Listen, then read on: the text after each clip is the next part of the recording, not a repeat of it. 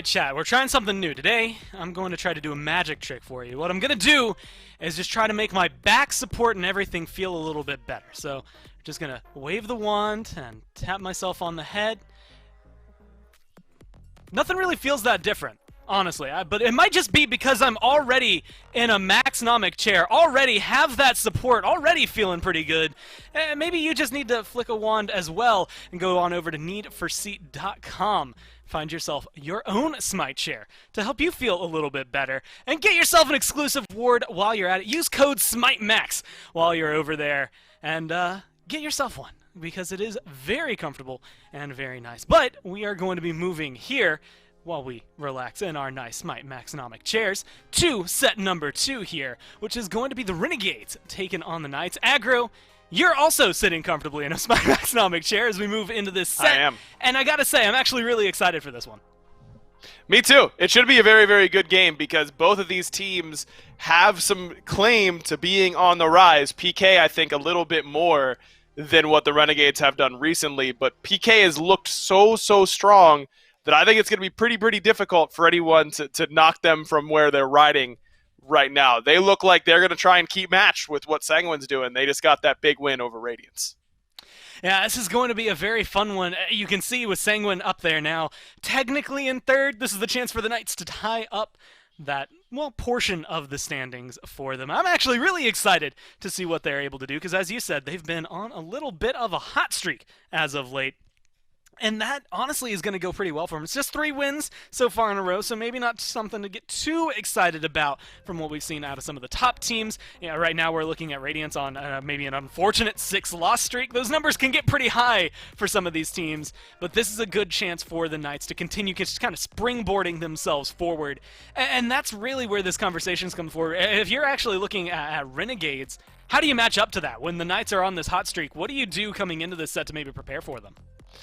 It's difficult because the Knights play a pretty different style than a lot of other teams. I mean, Paul's God Pool is always going to be a talking point when it comes to what PK is going to try to do. But in particular, what you've seen out of Fred as of late, I think might throw Renegades for a little bit of a loop. Renegades have gone for a lot of the same things as of late, which is a good sign. It means a team is starting to find their stride, understand what they want to pick. That raw pick for Venenu he's looked pretty comfortable on. The Ratatosker pick in particular for Lasbra has been fantastic. But what is this team going to go to when those picks are taken away? I think that this team is pretty well equipped to be in those sorts of positions because we've seen Renegades have success on various things throughout the year. It's similar to our conversation that we would have about Obey, but they were really only winning with one style of composition. Renegades has won across a couple different of styles. But I do think we've started to see some picks in particular rise up in value for the Renegades. I'm looking at Ratatosker for Lasbra, and I'm looking at Cupid for Barracuda. Those 2 picks in particular I think have been very key for them. And, you know, at the end of the last set, you had actually mentioned looking at, like, adapting where his average player damage was. There were only 2 people who were actually below him. I had tweeted this out, but Lasbra was the one at the very bottom in terms of average player damage. So if he can get onto a comfort pick, maybe this Ratatosker is the key for him to not only turn that around, but turn sets around for the Renegades, especially as they're going up against the reigning world champs as of right now, save for Cuvo in the Knights. Everybody coming into this squad, not only are they on a hot streak right now with 3 sets in a row, but the Knights seem to be very obviously comfortable right now, being able to pick things up. I think the last time we had an interview with them, they even said that they were kind of done messing around. They were serious, and they're looking now towards Worlds, towards the latter half of this season to try and get that repeat championship.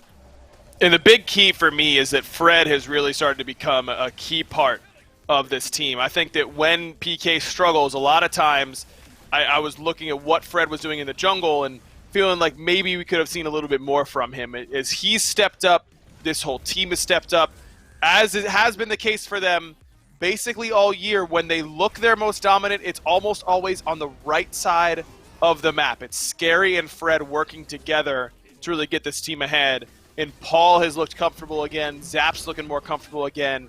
Neil, I think, has really improved these last few weeks. On top of that, you kind of need everyone to be improving at the rate that I'm saying. I mean, when I'm saying every single player on your team is starting to pop off, it's usually a pretty good sign, and that's been the case for PK as of late. It's always that weird momentum change, though, where you want to peak at the right time, right? Like, if you're the Knights, you don't really want to have, like, a stellar Week 13 and then be the first ones out when it comes to the World's Day. So you have to be careful as you control this on the rise up. You want to be halfway up the mountain, nowhere near the top just yet as you continue this rise. But it's going to be determined, I think, more or less in picks and bans, so let's go ahead and jump in there for game number 1 here, because this is where we've been discussing it. I mean, almost everything that we've highlighted, at least for the Renegades, felt very pick-dependent. The Knights maybe have a little bit more flexibility, but it does still feel like they have some key picks, especially that they need to highlight maybe a little bit more, get Cuvo on something comfortable and that he can play in safely, that is going to really push them forward. You had highlighted Barracuda's Cupid. It seems like the Knights noticed that as well and decided to take that out as fast as they could. I think it's the perfect first ban here for PK. It's a strong god that you know you don't want to give over, but one that you might you can kind of reserve it for something like a target ban. I think it makes a ton of sense. Renegades have really relied on Barracuda's control in these team fights with this Cupid ultimate. Want to take that out of his hands. I think I'd also consider looking at Jake's god pool in this spot. Something like the Sobek would certainly come to mind. This is an interesting development, though. You take out the top 2 hunters. By far, statistically, these are the top 2 most picked, most successful, everything. I think that we've seen a lot of Heim as of late, coming from Zap in particular, then Wowie, then Netrioid. All these guys have started to pick up the Heimdall. I don't think we'll see PK top pick it, but these 2 bans make me think that that PK is planning on picking that Heimdall before the second banning phase, and trying to keep Barracuda off of what PK probably believes to be the top few hunters.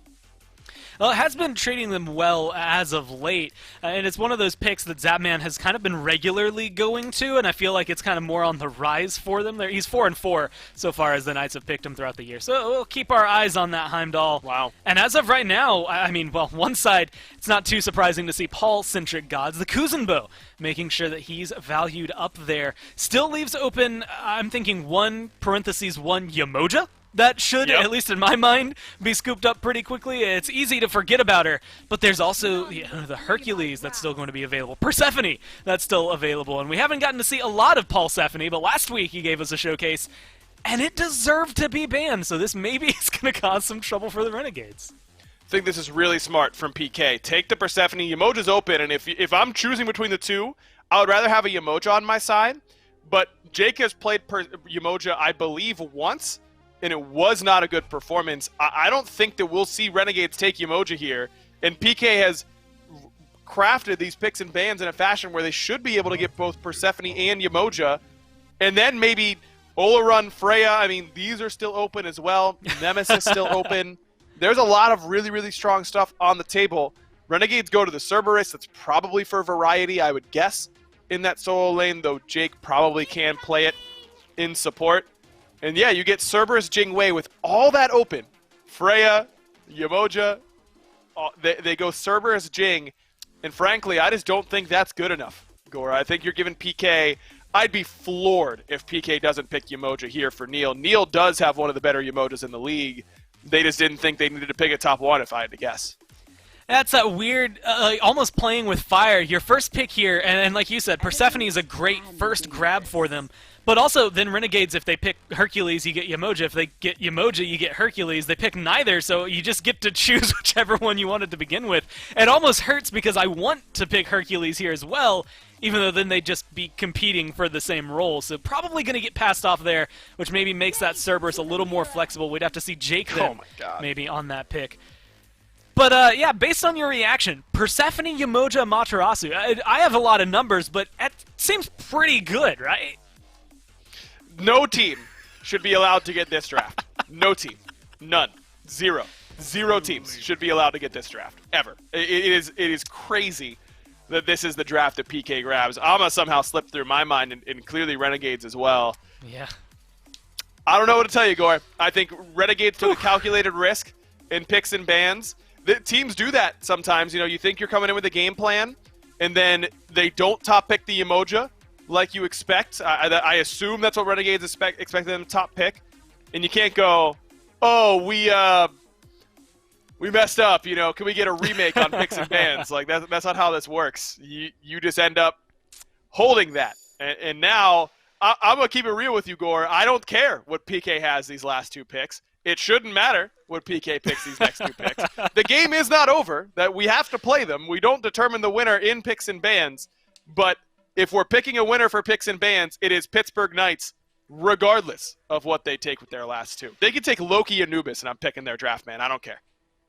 The Renegades took a calculated risk. Turns out they're pretty bad at math as it is right now. They do ban out Heimdall, though, so at least one of those shots is going to be able to hit its mark and take out Zap. But again, it feels like the Knights, the 2 things you highlighted coming into this were Cupid for Barracuda and Ratatosk for Lasbra, and they're both gone now. They're not even able to get it. And granted, maybe you don't want to pick at least the Ratatosker in your top 3, but it does feel like they're starting to kind of narrow in here.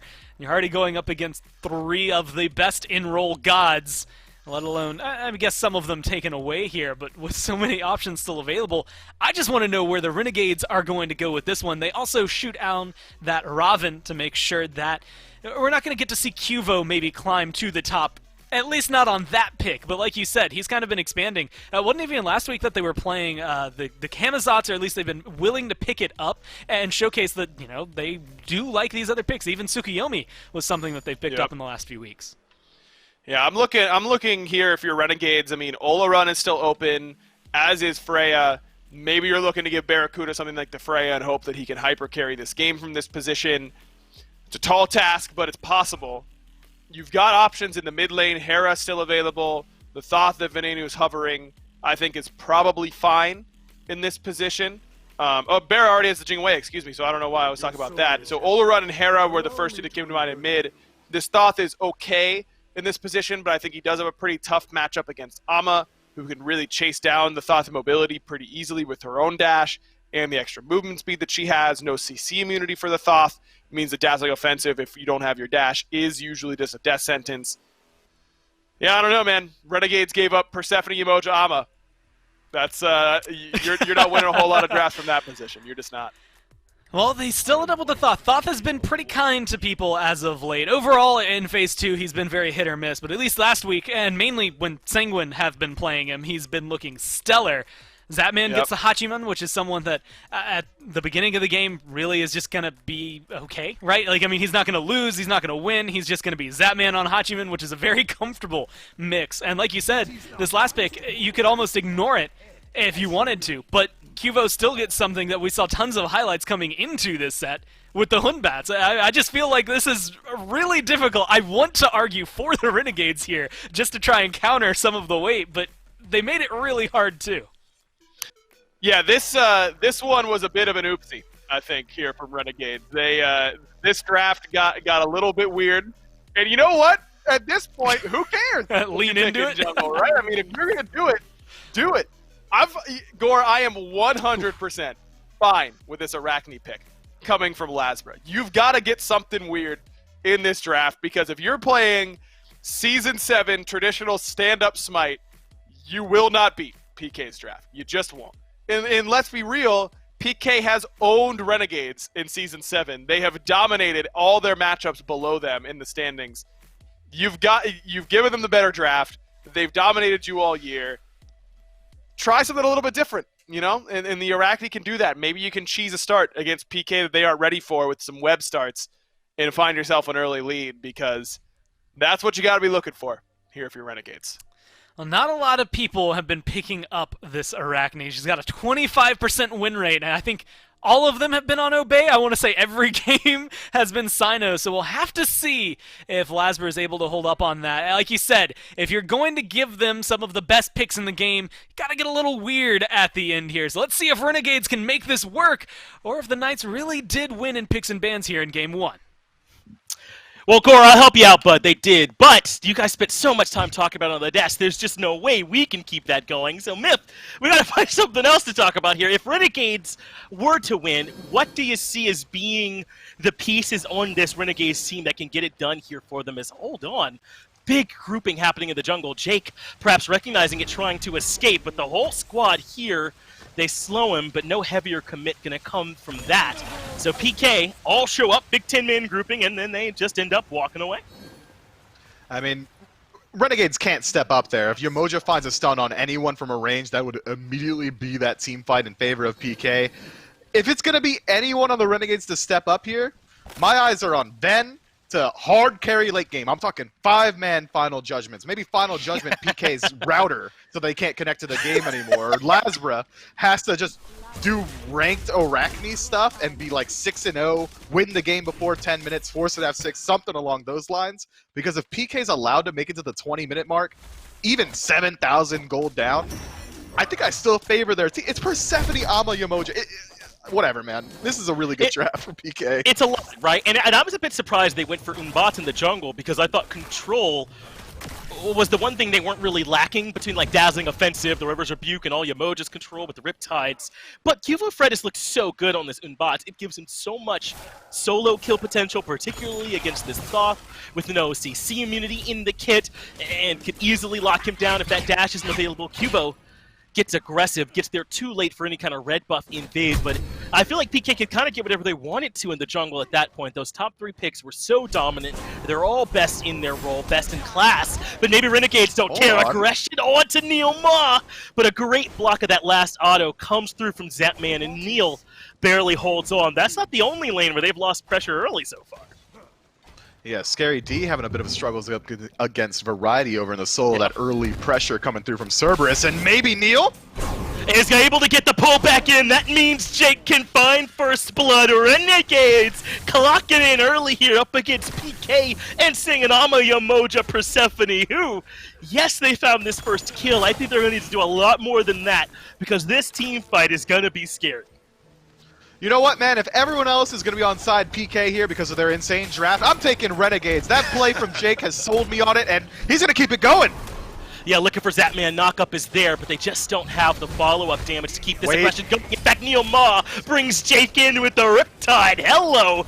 Another return kill coming in for PK, and the sparks already flying here in the duo lane. I think that's not such a huge surprise with Yamoja hurt here, but Hachiman and Jingwei usually chill out at the beginning of the game, but not here. Yeah, we usually consider those the safe hunter picks, the ones that aren't going to die, but now it's the fighty picks, and Barracuda versus Zapman is a storied matchup. I'm sure both of them are trying their best to prove who the best veteran in the league is going to be. And right now, PK, they fall behind for first blood in that lane, but they don't lose out on too much. Only about 500 gold separating these two teams, but I'm keeping my eyes on that level 5 mark on these junglers. Who's going to have the most impact on their picks? Lasbra should be the one setting the pace with this aggressive Arachne pick, but Cuvo Fred's ultimate Fear No Evil can be hugely impactful, not only in the duo lane, but both mid laners are going to struggle against their jungle counterparts. They are. I think Vane's going to have a tough time here too, and Persephone, yes, she does have that leap, but still, Arachne's so good at chasing down just about anybody. Maybe Giannis can get away freely, but that's about it. As into the minion wave goes Zapman. He was pulled by awesome Jake, who's trying to see if he can lock him down, but does not quite have the CC. Plus, there's all this sustain coming from Neil Ma. The Renegades are going to have their work cut out for them, sure, in this late-game team fight, but they're not the only ones who are at a disadvantage. You're right to highlight how Paul could certainly end up struggling against this Arachne. Man, Jake really is bringing the heat in this long lane, constantly trying to find pressure wherever he can. And now Renegades are going to, harvest the pressure that they've collected, trying to take away this Alpha Harpy. But even then, you'd expect this to be the case. Yamoja is one of the most pressure-centric Guardians in the game, maybe even just the most pressure-centric pick inside of that support role in general. But with Jake going unmissing with these pulls, has been able to kind of turn the tides of that battle just a little bit. But I'm excited to see these supports rotate at a lane. I want to see how that 3v3 pans out. And PK's 3v3, for my money, should be better. Yamoja, just to separate a team fight, create some walls for Cuvo to fear them into. Persephone's lockdown, not only from the ultimate, just the damage output from the rest of her kit as well. I think Renegades are, with their draft, surprisingly, have to bear through the 3v3. They're not going to be the aggressors despite having an Arachne on their team. That is how it's seeming so far. They got that early aggression over in duo, but that was immediately returned in kind. Renegades are ahead about that first gold bounty or so, 400 to 500. is what separates the squads here at this point. It is going to mean that there's going to be some troubles later on in this game, but Jake lurking nearby, but it's PK that'll bring in the rotation. Paul and Cuvo come over to left, but they find nothing there. They head back towards the red instead. Take a look at this start here for Paul, though. Warrior's Blessing as his relic to start off with, and he's only got the 2 stacks on it for now. Do you think Persephone needs the Maidens? Do you like the Warriors here in this spot? I think it's decent, especially considering we know that Paul loves to play this poke aggressive playstyle in mid, so the additional sustain might help. But Jake... And Satman goes in aggressively with the dash on the back of an ultimate to reposition. That means Jake's ult hits nobody. Barracuda uses his ultimate out of fear, perhaps correctly, that Neil Ma might lock him in with that River's Rebuke. So much action in this duo lane. Jake and Barra taking it to Neil and Zapman at every opportunity. And so far, Neil and Zap have held their own. Yeah, it seems spiteful. Both these teams, the second we start talking about mid laners, they're like, no, look at us again. We're actually fighting in duo lane for the 6th uninterrupted minute in a row. Little red buff invade for PK here, able to sneak it away. Then tries to dash in, but Laz?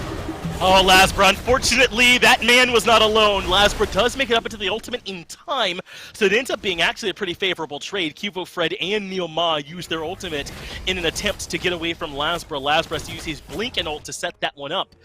But I like what Lasbra was thinking. It's just that his target had plenty of backup.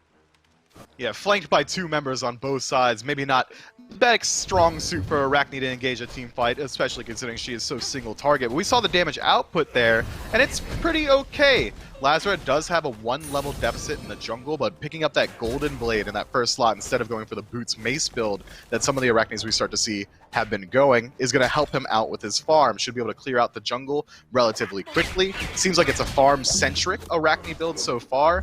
Interesting play style. Should be trying to outpace Cubo Fred insofar as pressure. But for now, it seems like the game's going to return back to a state of neutral. Awesome Jake going to be the first support to rotate out. And Jake's playing incredibly well right now. I think it's going to be hugely impactful to see how he's able to deal with Paul in mid. It is going to be interesting. Jake's got a lot of pressure on him, I think, to be the one that's active on this Hercules support for them in this early to mid game, as it looks like there's a bit of a rotation from Renegades over towards the Order side blue buff. Perhaps they're considering an invade, but Pittsburgh Knights are here in force. Scary and Cuvo back up for now. Variety starts the buff up first, and Venenu gets here a little bit ahead of Paul. Damage already coming from Venenu, but the Grasp of Death comes out towards blue to lock them in. Jake uses the ultimate. Nice ults. Ultimate actually ends up blocking it out. Great ultimate though from Variety. Collects 2 members, but somehow it's Lasbra, the one that ends up in trouble. Venenu's long-range damage does catch up to Neilma to make it 1-for-1, but jungle for support, especially when Lasbra's already behind, that's pretty brutal. Yeah, Neilma doesn't care if he dies. He's already ahead anyway. Yamoja falling down, not a huge deal, and if Jake gets caught out as well, that's going to be huge. 1 HP gets him out of there.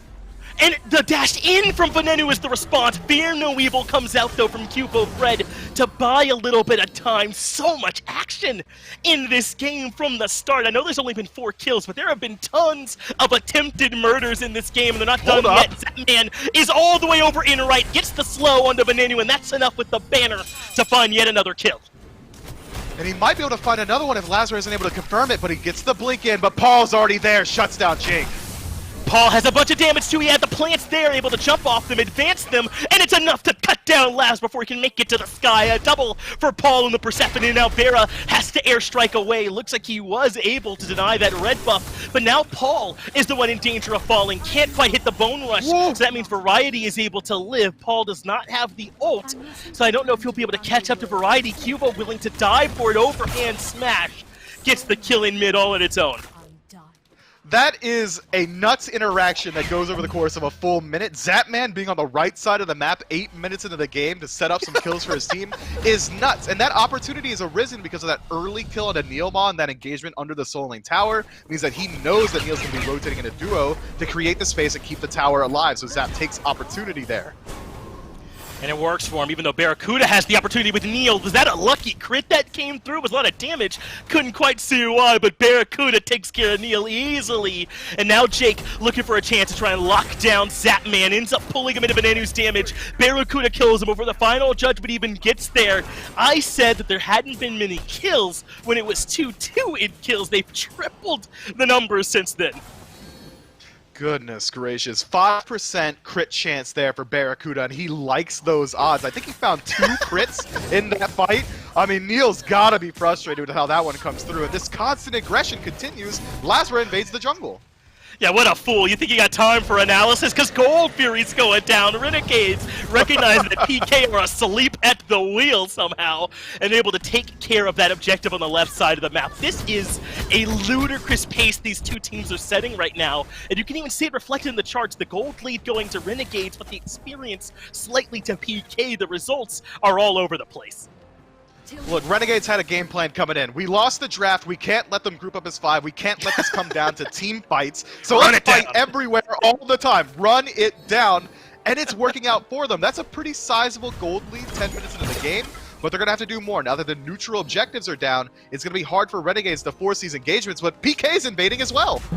PKR, fear no evil. That pins Lasper against the wall. Scary D takes the kill. And that's one more going in favor of PK. This tier 1 in mid quite low as well, and they've got a grouping if they want to commit. But Jake says no, pulls Paul underneath the tower. Riptide buys Paul a little bit of breathing room. The healing coming through too. Drops the grass to death point blank. That gets the peel for the moment. And the ultimate over the wall from Neil Moss saved Paul. Absolutely nuts that he gets him out of that one. And PK somehow get away with murder. Yeah, that's what a nutty Yamoja looks like. The heads-up play to find that ultimate over the wall. Paul's dead. Paul's dead except for that one exact scenario with Yamoja, and Neilma performs on it excellently. Variety has a quick rotation over, beats out his lane counterpart. Doesn't matter. Paul's dodging bullets like Neo in the Matrix, and he walks out from trying to dive into the tier 1 tower. Crazy. Crazy that Renegades lose out on that engagement. Lazarus loses his life immediately to the ultimate from Cubo Fred as well. And now these dividends are starting to grow. PK's clawing back that gold lead just a little bit. And chat, I'm going to level with you for a little bit on the level that I know you're going to interact with me on. When I used to watch SMITE, it was a second monitor affair. I was doing something else on the first one. This game does not allow that. You got to watch constantly because the action will not slow down. Scary D is the one that's in the trap right now as Variety cannot find the stun. That means Lasbra cannot catch up to try and find any more kills. And take a look at Neilma's build. Perhaps recognizing the pace that we're going, he's got the armored cloak as his second item, saying, all right, if we're scrapping, then I might as well equip myself for it. And he's right to do so, and it's going to be the Pyromancer pulled out by PK here. Renegades seem like they're not quite privy to what's happening. No one's really rotating in. This might be a free objective. And with the tier 1 tower in mid being so low on the side of Renegades as well, that could be another avenue for PK to get a little bit aggressive on the map, increase the gold lead, increase the map pressure. Fury respawning in 2 minutes. You want that tower up for you. You do. You need that little added bit of safety back in mid, but take a look at this experience gap that's developing on the right side of the map. 2 levels up for Scary, 2 levels up for Cuvo Fred, for PK, and that is enough for them to use in these fights, for them to fight around. Red buff defended by PK as Renegades are skulking around the jungle looking for anything they can find, but there's nothing there for them right now. This is a blistering pace to start, but PK have tried to kind of slow it down a bit. They've stepped away from Renegades in the jungle. I think they're right to do so as well. Well, Scary's never ever stepped down in his life. I mean, I used to have conversations with this guy back when we were on a team together where I was, Scary, get off their back camps, and he would not do it. But if PK are able to maintain this slower pace, look at the 3 core members of their draft that we've been highlighting since second 0. That doesn't change. Late game, it's only going to get better once all 3 of these picks are working together at full throttle. So I think PK are absolutely fine taking a little bit more of an elongated game. It's up to Renegades to keep the pace up. You're absolutely right. Look at all the anti-heal coming online for them as well, as Zapman is in some trouble. A commit from Barracuda, so the horse comes out. One of the crits lands. Barracuda needs a few more shots. The slow is there too, so Zapman definitely dead. No tier 1 tower. Lasper willing to commit the ultimate, and Zapman cannot make it out of there safely, so great work from Renegades to punish. We're still a minute away from Fury, though. Not a lot of ways to cash that kill in. That's a kill for kill's sake, and one you're not exactly regretting that you took. Barracuda might be the luckiest man on the planet. I mean, these crits are consistent, and he just has 1 stack on the Rage. I could go 70% crit, and I'd be lucky to get 1 in 6. He's getting 1 in every 3 already, and it's working out so well for him. This build, yeah, Barra diff. He's just luckier and better, and you know, he's just a great dude. But Everyone likes Barracuda going this build right now, this crit build, matches the pace that he's trying to set. He doesn't want to go for this late game tank buster build that we've been seeing have a lot of prevalence recently. He doesn't need all that attack speed. He's trying to get involved right now, and now every one of those crits matches any singular ability that PK is able to output. So if they want to fight around their lead, Renegades need to play around this duo lane. Luckily for them, an objective is spawning in 5 seconds, and it's going to play to their strengths.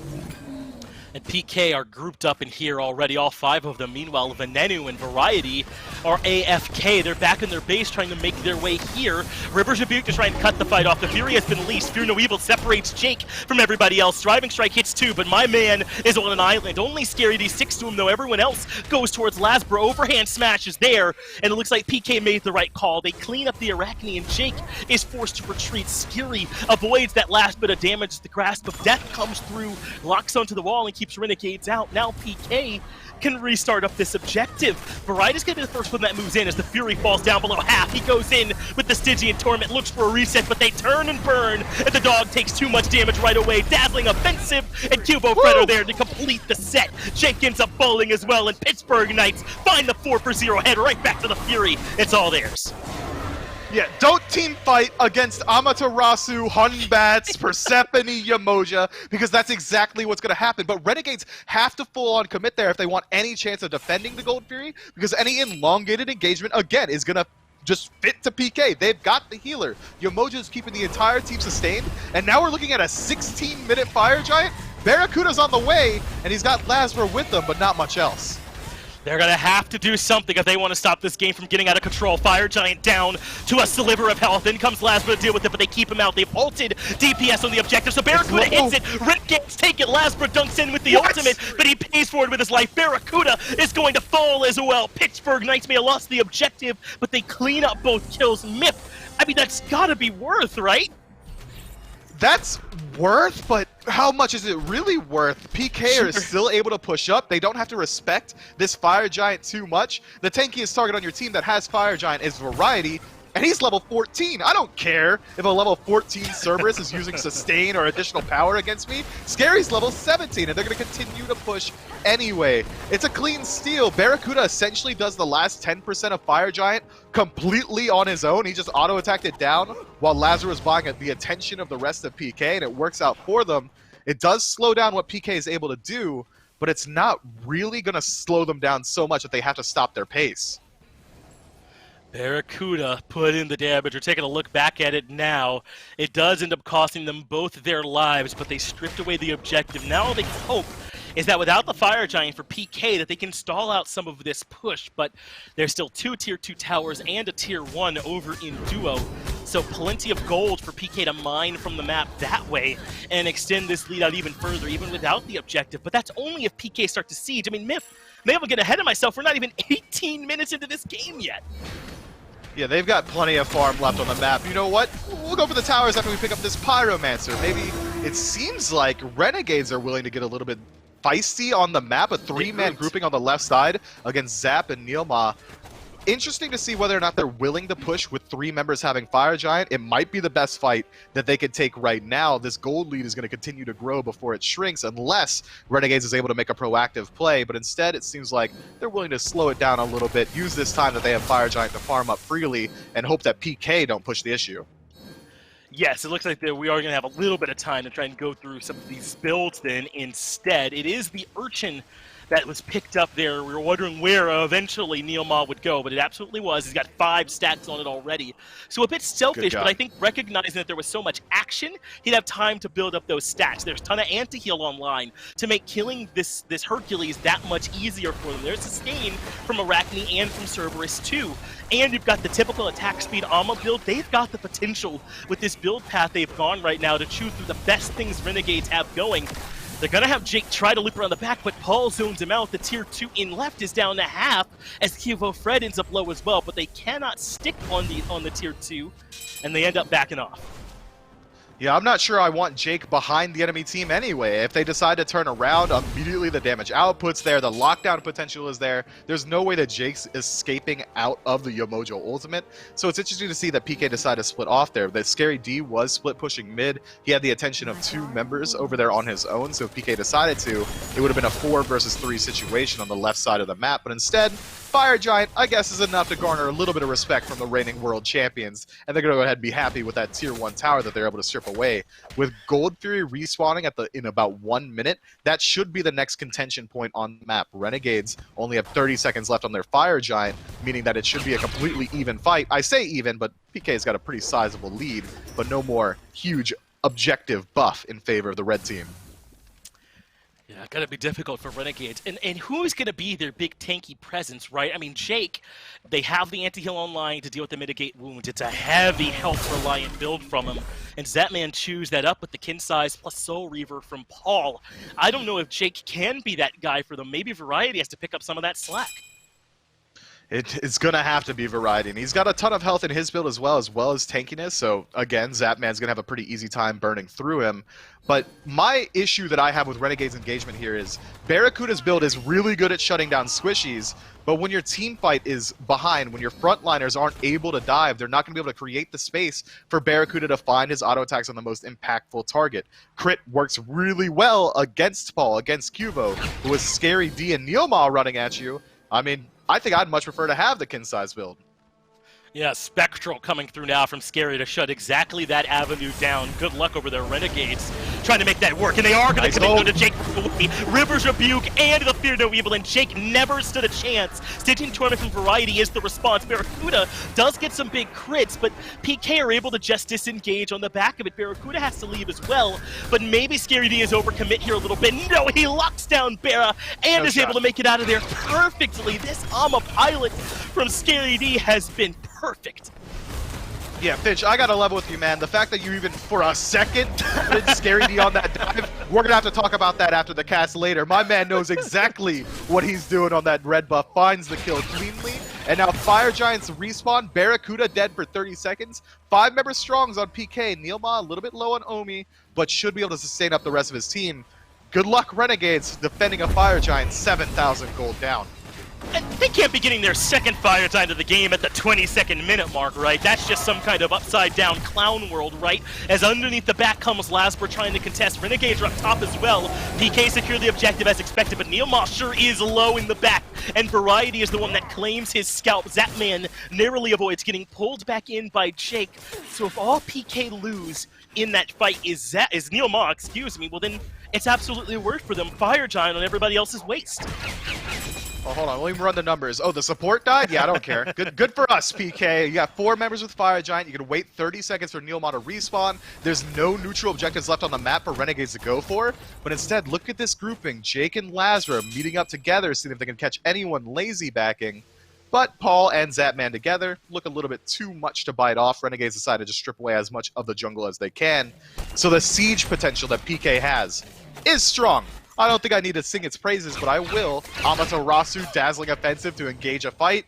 That's strong. You're going to burn beads or you're going to burn someone's life. If you do get the beads, will Cuvo Fred blink in, fear no evil. All of a sudden, your entire Phoenix is a no-play zone. And then the damage output from a range from Zapman and Paul. Additional lockdown from Paul as well. It's going to be very hard for the Renegades to fight into it. They're going to have to choose their fights very wisely. I imagine we see the Renegades, the second PK, group up as 5 on the Phoenix line, immediately engage their entire team. They can't let the fight go on any longer because of the inherent sustain from Fire Giant, as well as the sustain from Yamoja. Renegades are going to have to win out on the initial engagement. Impressive stuff from PK here so far. 4-0-7 from Scary, 3-0-6 from Cubo. Paul leading everybody in player damage, and 4-1-5 here in the middle lane. It's been absolutely insane from the right side of the map. And hey, Neilma, my man's not been a slouch. He had some sick ultimates to start this game off. He's been doing everything for them in the front line. Recognized the pacing of the game, so he picked up that Urchin, and that's been working for him too. He's at 6 stacks now. This has been a top-to-bottom clean game here from PK, and Renegades now have a difficult task in trying to find a way to stop this siege from happening. PK should be able to just impose their will.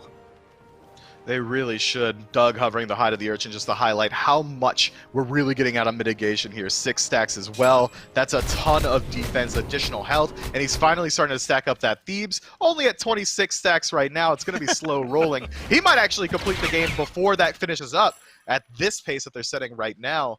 But that's not to say that Renegades are completely out of it, and that's hard to say considering it's about 10,000 gold, Fire Giant separating these two squads. But PK is playing very slow around their Fire Giant until right now. Yeah, that's just a nightmare scenario now for Renegades. They thought they could sneak this Pyromancer, but PK are heads up and aware. Variety dies, Lasbra lives, but that's Blink Beads and his ultimate. Good luck having some impact in the next fight without those 3 cooldowns. So PK now ready to steamroll down mid. They clear the wave, they take the mid Phoenix, they do not ask, they take, and Renegades can only watch. That is it for the Phoenix. Where will they go next? Left side Phoenix seems like a good target to me, and that's exactly where they're going.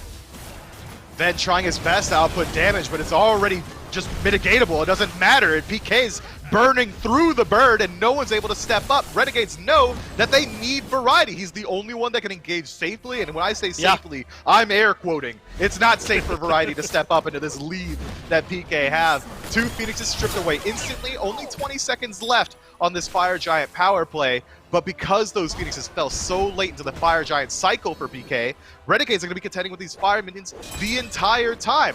There's nothing to worry about. PK should be able to get this Fire Giant for absolutely free. They should be able to. And look at the front line for Renegades, picking up 2 of these Spirit Robes that they're going to need. If these fights are all going to start with Cubo Fred using Fear No Evil, then they're going to need that mitigation that comes on the back of being hit by that hard CC. But I just don't think even that is going to be enough here for the Myth. You can tell they're trying to find these ways to stay up just a little bit longer to be able to make it into the fight and start them off so that Barris crit damage, which is coming online when Team and Rage can start to find a home, so that Venenu can sit in the back and do damage. But there is no backline for Renegades. It collapses so quickly that Ben doesn't even have time to get his damage off. Did you say Wind Demon and Rage? Is this phase 1? Where this is a vintage build for Barracuda coming through. A little bit behind the scene, I suppose, but it works out just fine if he is able to close that gap. But he hasn't been. Now Variety in a little bit of trouble. Cubo likely might have been able to solo him out there if he decided to, but he didn't have the knowledge of where entirely Renegades are. Instead, decides to play a little bit safe. Doesn't want to take the risky play, and instead it picks up the Primal Fury for his team, making it that much easier to confirm the Fire Giant in the future. And Renegades still contending with Fire Minion waves on their base. There's no way they step up here. They have to defend. But it seems like with this grouping, they might be willing to defend. Wow, I mean, it's do or die on this defense here at the Fire Giant then, because if they lose this fight, the game is over, and you won't have to think about it. I won't him and haw or worry, it will be over. So PK are now considering starting up the Fire Giant. Renegades, as you mentioned, are kind of nearby, but I don't like this in-between. You either need to be far enough back that you can choose to leave if you're not going to stay, or if you are going to heavy commit, then you need to all be here. Luckily for Renegades, PK hasn't started up the Fire Giant just yet, so they can decide to play a little bit further back, but it's incredibly split up. Any individual member that gets caught out will lose their life. Jake, it's going to be you, bud. Yeah, I don't know if I can call this far back, Miff. Zapman gets the kill onto Jake, and that's free for them. Yes, they've used the River's Rebuke, but without Jake, it's all on Variety to find some kind of way into this fight. But the good news is Lazarus Relics and cooldowns are all back up, so he can commit. But look, this is what I'm talking about. They send everyone back. That weird in-between defense they did only net them a dead Jake. Man, chat finally decided to bless us with the player damage chart popping up on that bottom left corner. Appreciate and you, take a peek at Lasbra's damage there. 4,000 coming through from this Iraqi. My man is a non-factor. Pull up GPM. So get this off the screen. Stop embarrassing my man. And now PK going down the right side. Yeah, this has not been Lasbra's game. On to the right side, Phoenix go PK, and they have it down low already. Renegades did a little bit of pushing up with the minions, but that mid wave is close and ready to threaten. That's why Lasbra's rotating over to mid. Mid Phoenix not too far either, but in go PK. The damage from Zapman is proving to be strong, but they get him out. There's the River's Rebuke and isolates the front line at the front of the fight. Right side Phoenix is done. Scary D retreats. Final Judgment does smack Cubo Fred, but for a hell of a lot of good that it did. Those minions might be enough to get the mid and left Phoenix once they spawn. Uh-oh, Jake steps a little bit too far forward, gets caught by the Sacred Monkey. Cuvo wasn't quite able to connect the overhand smash, and now Phoenix Siege Part 2, this time a lot weaker, a lot easier for PK to burn through. It seems like Renegades are going to confirm all their efforts on that left side and try and keep those fire minions out, but Van left alone, it's going to take him a little bit. Yeah, they're barely even succeeding in that endeavor, Mifflin, as the minions do end up stalled outside of the Titan room. But that means now PK can line up right outside this weakened left side Phoenix, and there will be minions to worry about in right. Fire minions in mid that Lasbra must deal with. But it looks like PK are choosing to slow down the pace at this point.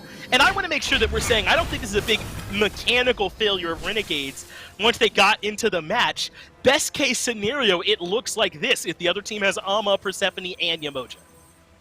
Yeah, not often am I going to endorse the fact that you can blame someone else for a lost game, but if Renegades want to go ahead and say coach diff this time, feel free, as far as I'm concerned. These P's and B's are absolutely ridiculous. And PK, this is something that we've seen from them in the last coming weeks. They're a little bit hesitant to go for these more risky plays around the Phoenixes, and I hesitate to call that a risky play. That Phoenix is crippled. I mean, a quarter health. They have Fire Giant for another minute and a half, but they've been playing it very slow around their wins. PK, very unwilling to make risky plays, especially recently. Seems like they want to confirm the win in the easiest way possible.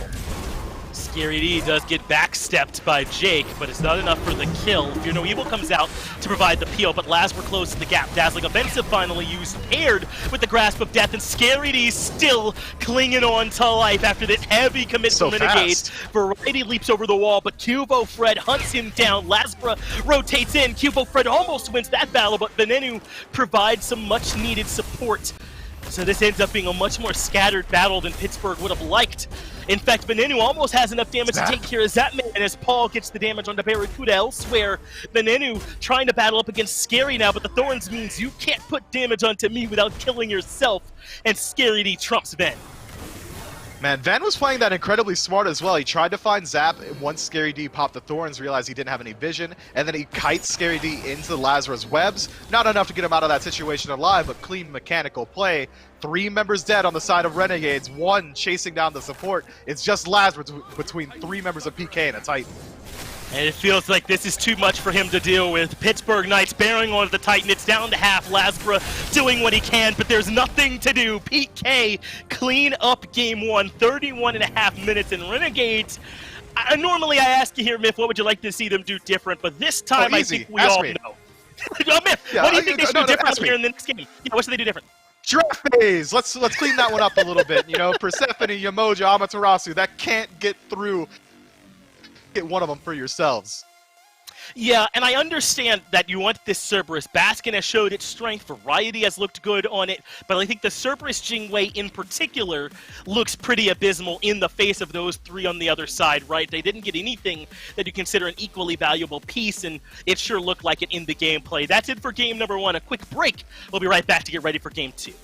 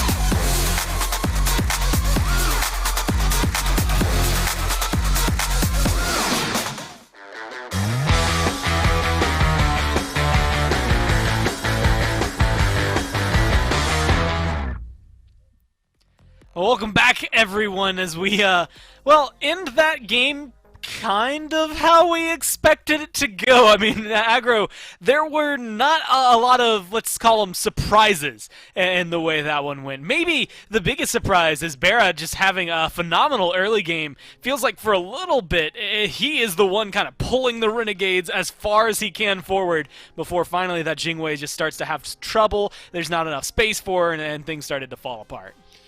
Yeah, look, it's not like these are the oldest versions of Persephone and Yamoja that have been completely the best gods in the game.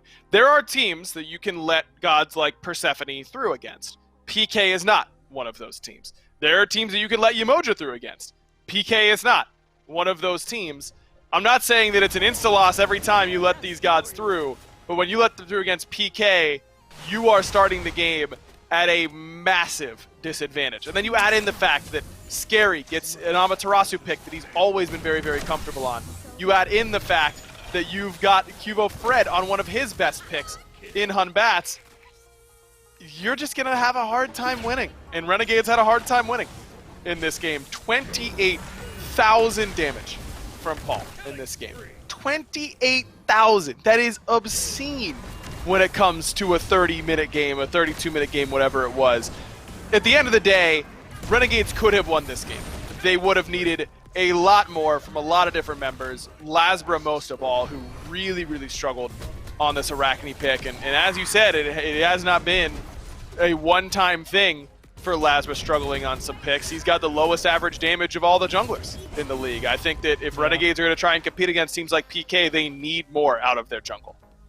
And speaking of lowest average damage, I want the heat check on Lasbra. He did a little bit more towards the end of the game, but the last time the casters looked at it, his player damage was not that high up on the charts. I think he was at 4,000, the very bottom, actually, if I remember correctly. So hopefully he was able to end a little bit higher than that. Well, 6,000, not quite the very bottom. 700 off of what Neil on Yamoja was able to do, and about 300 over what Jake was able to provide. The Arachne didn't really do it, is the only way I can think to word it. The only way I can step around it. That's still polite towards Arachne herself. I don't like Spider, so I don't want her personally mad at me. It just happens to be that she's not performing well in the Pro League. So maybe she needs to figure that out. Maybe the vendetta between her and Athena needs to kind of get reignited or something, some fire to really keep that fuel going, because she just has not been able to hit the spot. I think it's nice to see the fact that there are teams that are willing to pick her, but when you notice that the teams, and this goes back to what we were saying on Waiting Room, when the teams that are picking her, kind of like Sylvanas, are at the bottom of the league, you kind of wonder why she's down there, and maybe not somewhere where Ghost is picking them up. If Sam picks her up sometime later this week and makes me eat my words, I'm happy about it, honestly. But for now, we'll have to see if Renegades are able to kind of change things forward as we go into game number 2, because there's a lot that needs to be shuffled around here to make sure things work out. Yeah, I mean, there are times where the teams at the bottom of the standing set the meta. It happens all the time. It just hasn't been with this Arachne pick in particular. I think I'm pretty good on that pick, at least for the time being. We've got to see something a little bit different here from Renegades. And if you're PK, you are slamming the exact same bans.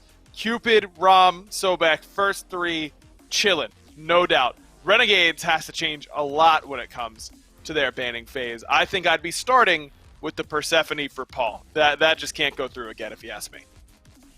Yeah, it was the Hebo, they had the Hell, and the Kuzenbo last time. So far, 1 out of 3 are starting to fall into the same category. Maybe more willingness to pick something up in the top 3, but again, it's kind of PK. If you let 3, 4, let's say 5 of the strongest picks through, and you get 3 of the 5 top picks, then you'll get 3 of the 5 best gods, theoretically, if you're able to let them fly.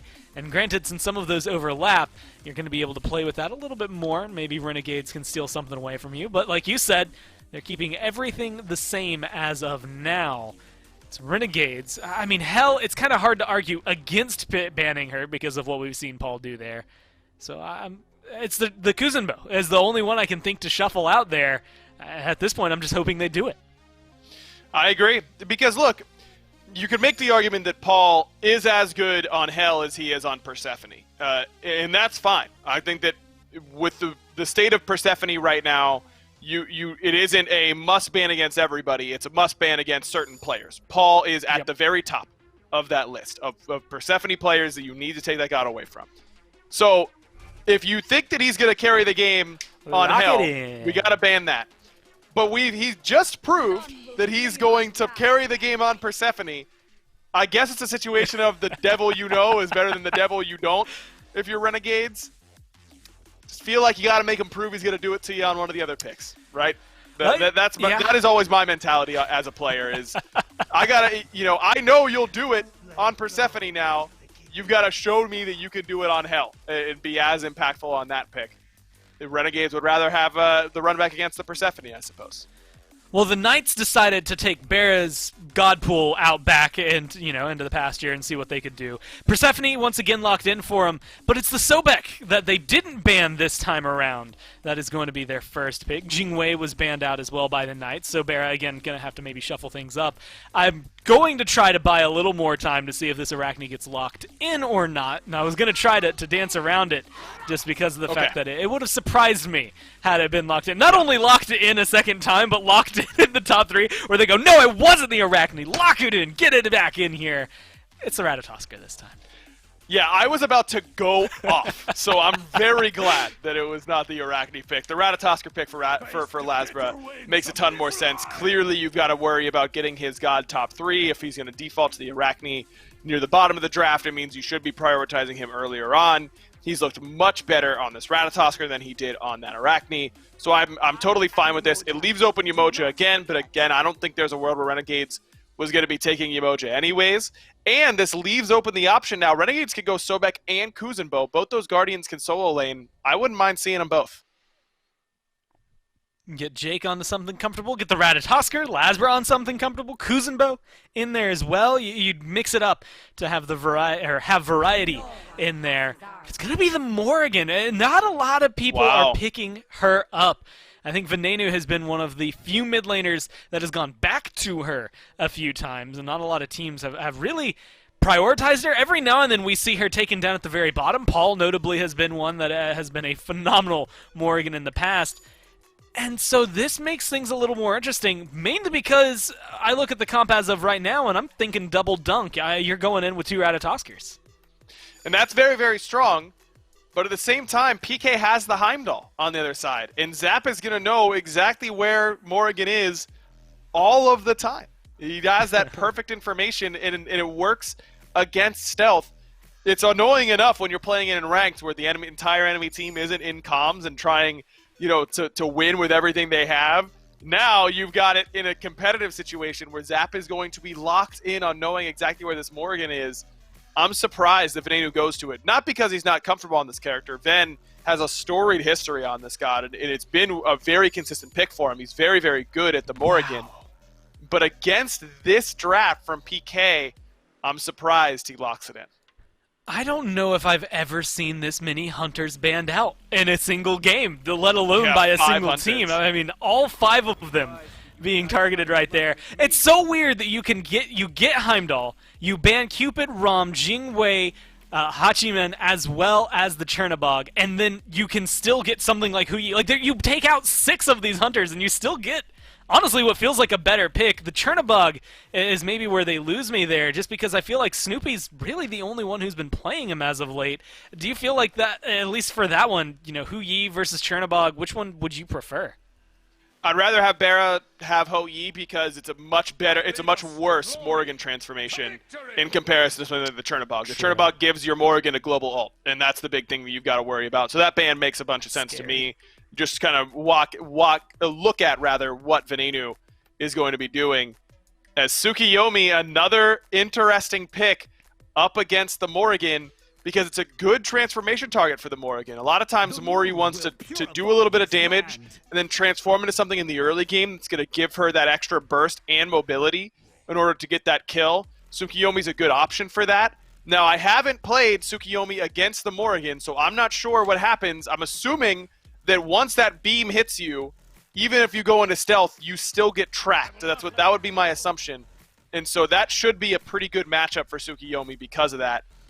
The Guan pick is interesting here for variety. Remember, he played this against E United last week and had a bunch of success up against a Vulcan pick that was really, really easy for him to dive. I don't think he has as easy of a dive target in this game, but Tsukuyomi doesn't have a really good way to get away from this Guan Yu. That's the matchup that I'm looking for, as well as it's another transform for Morrigan that I don't think is too bad.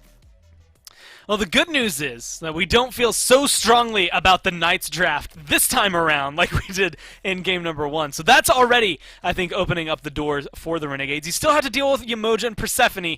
The only thing that you've really taken down is that Amaterasu. King Arthur, Tsukuyomi, Heimdall, things that have been kind to the Knights in the past. But they do mix it up. They give just that nice, I want to say, sprinkle of flavor here for the Renegades. The Ratatoskr, Morrigan, the Guan Yu all feel good. If you had to choose, which team are you leaning for game 2?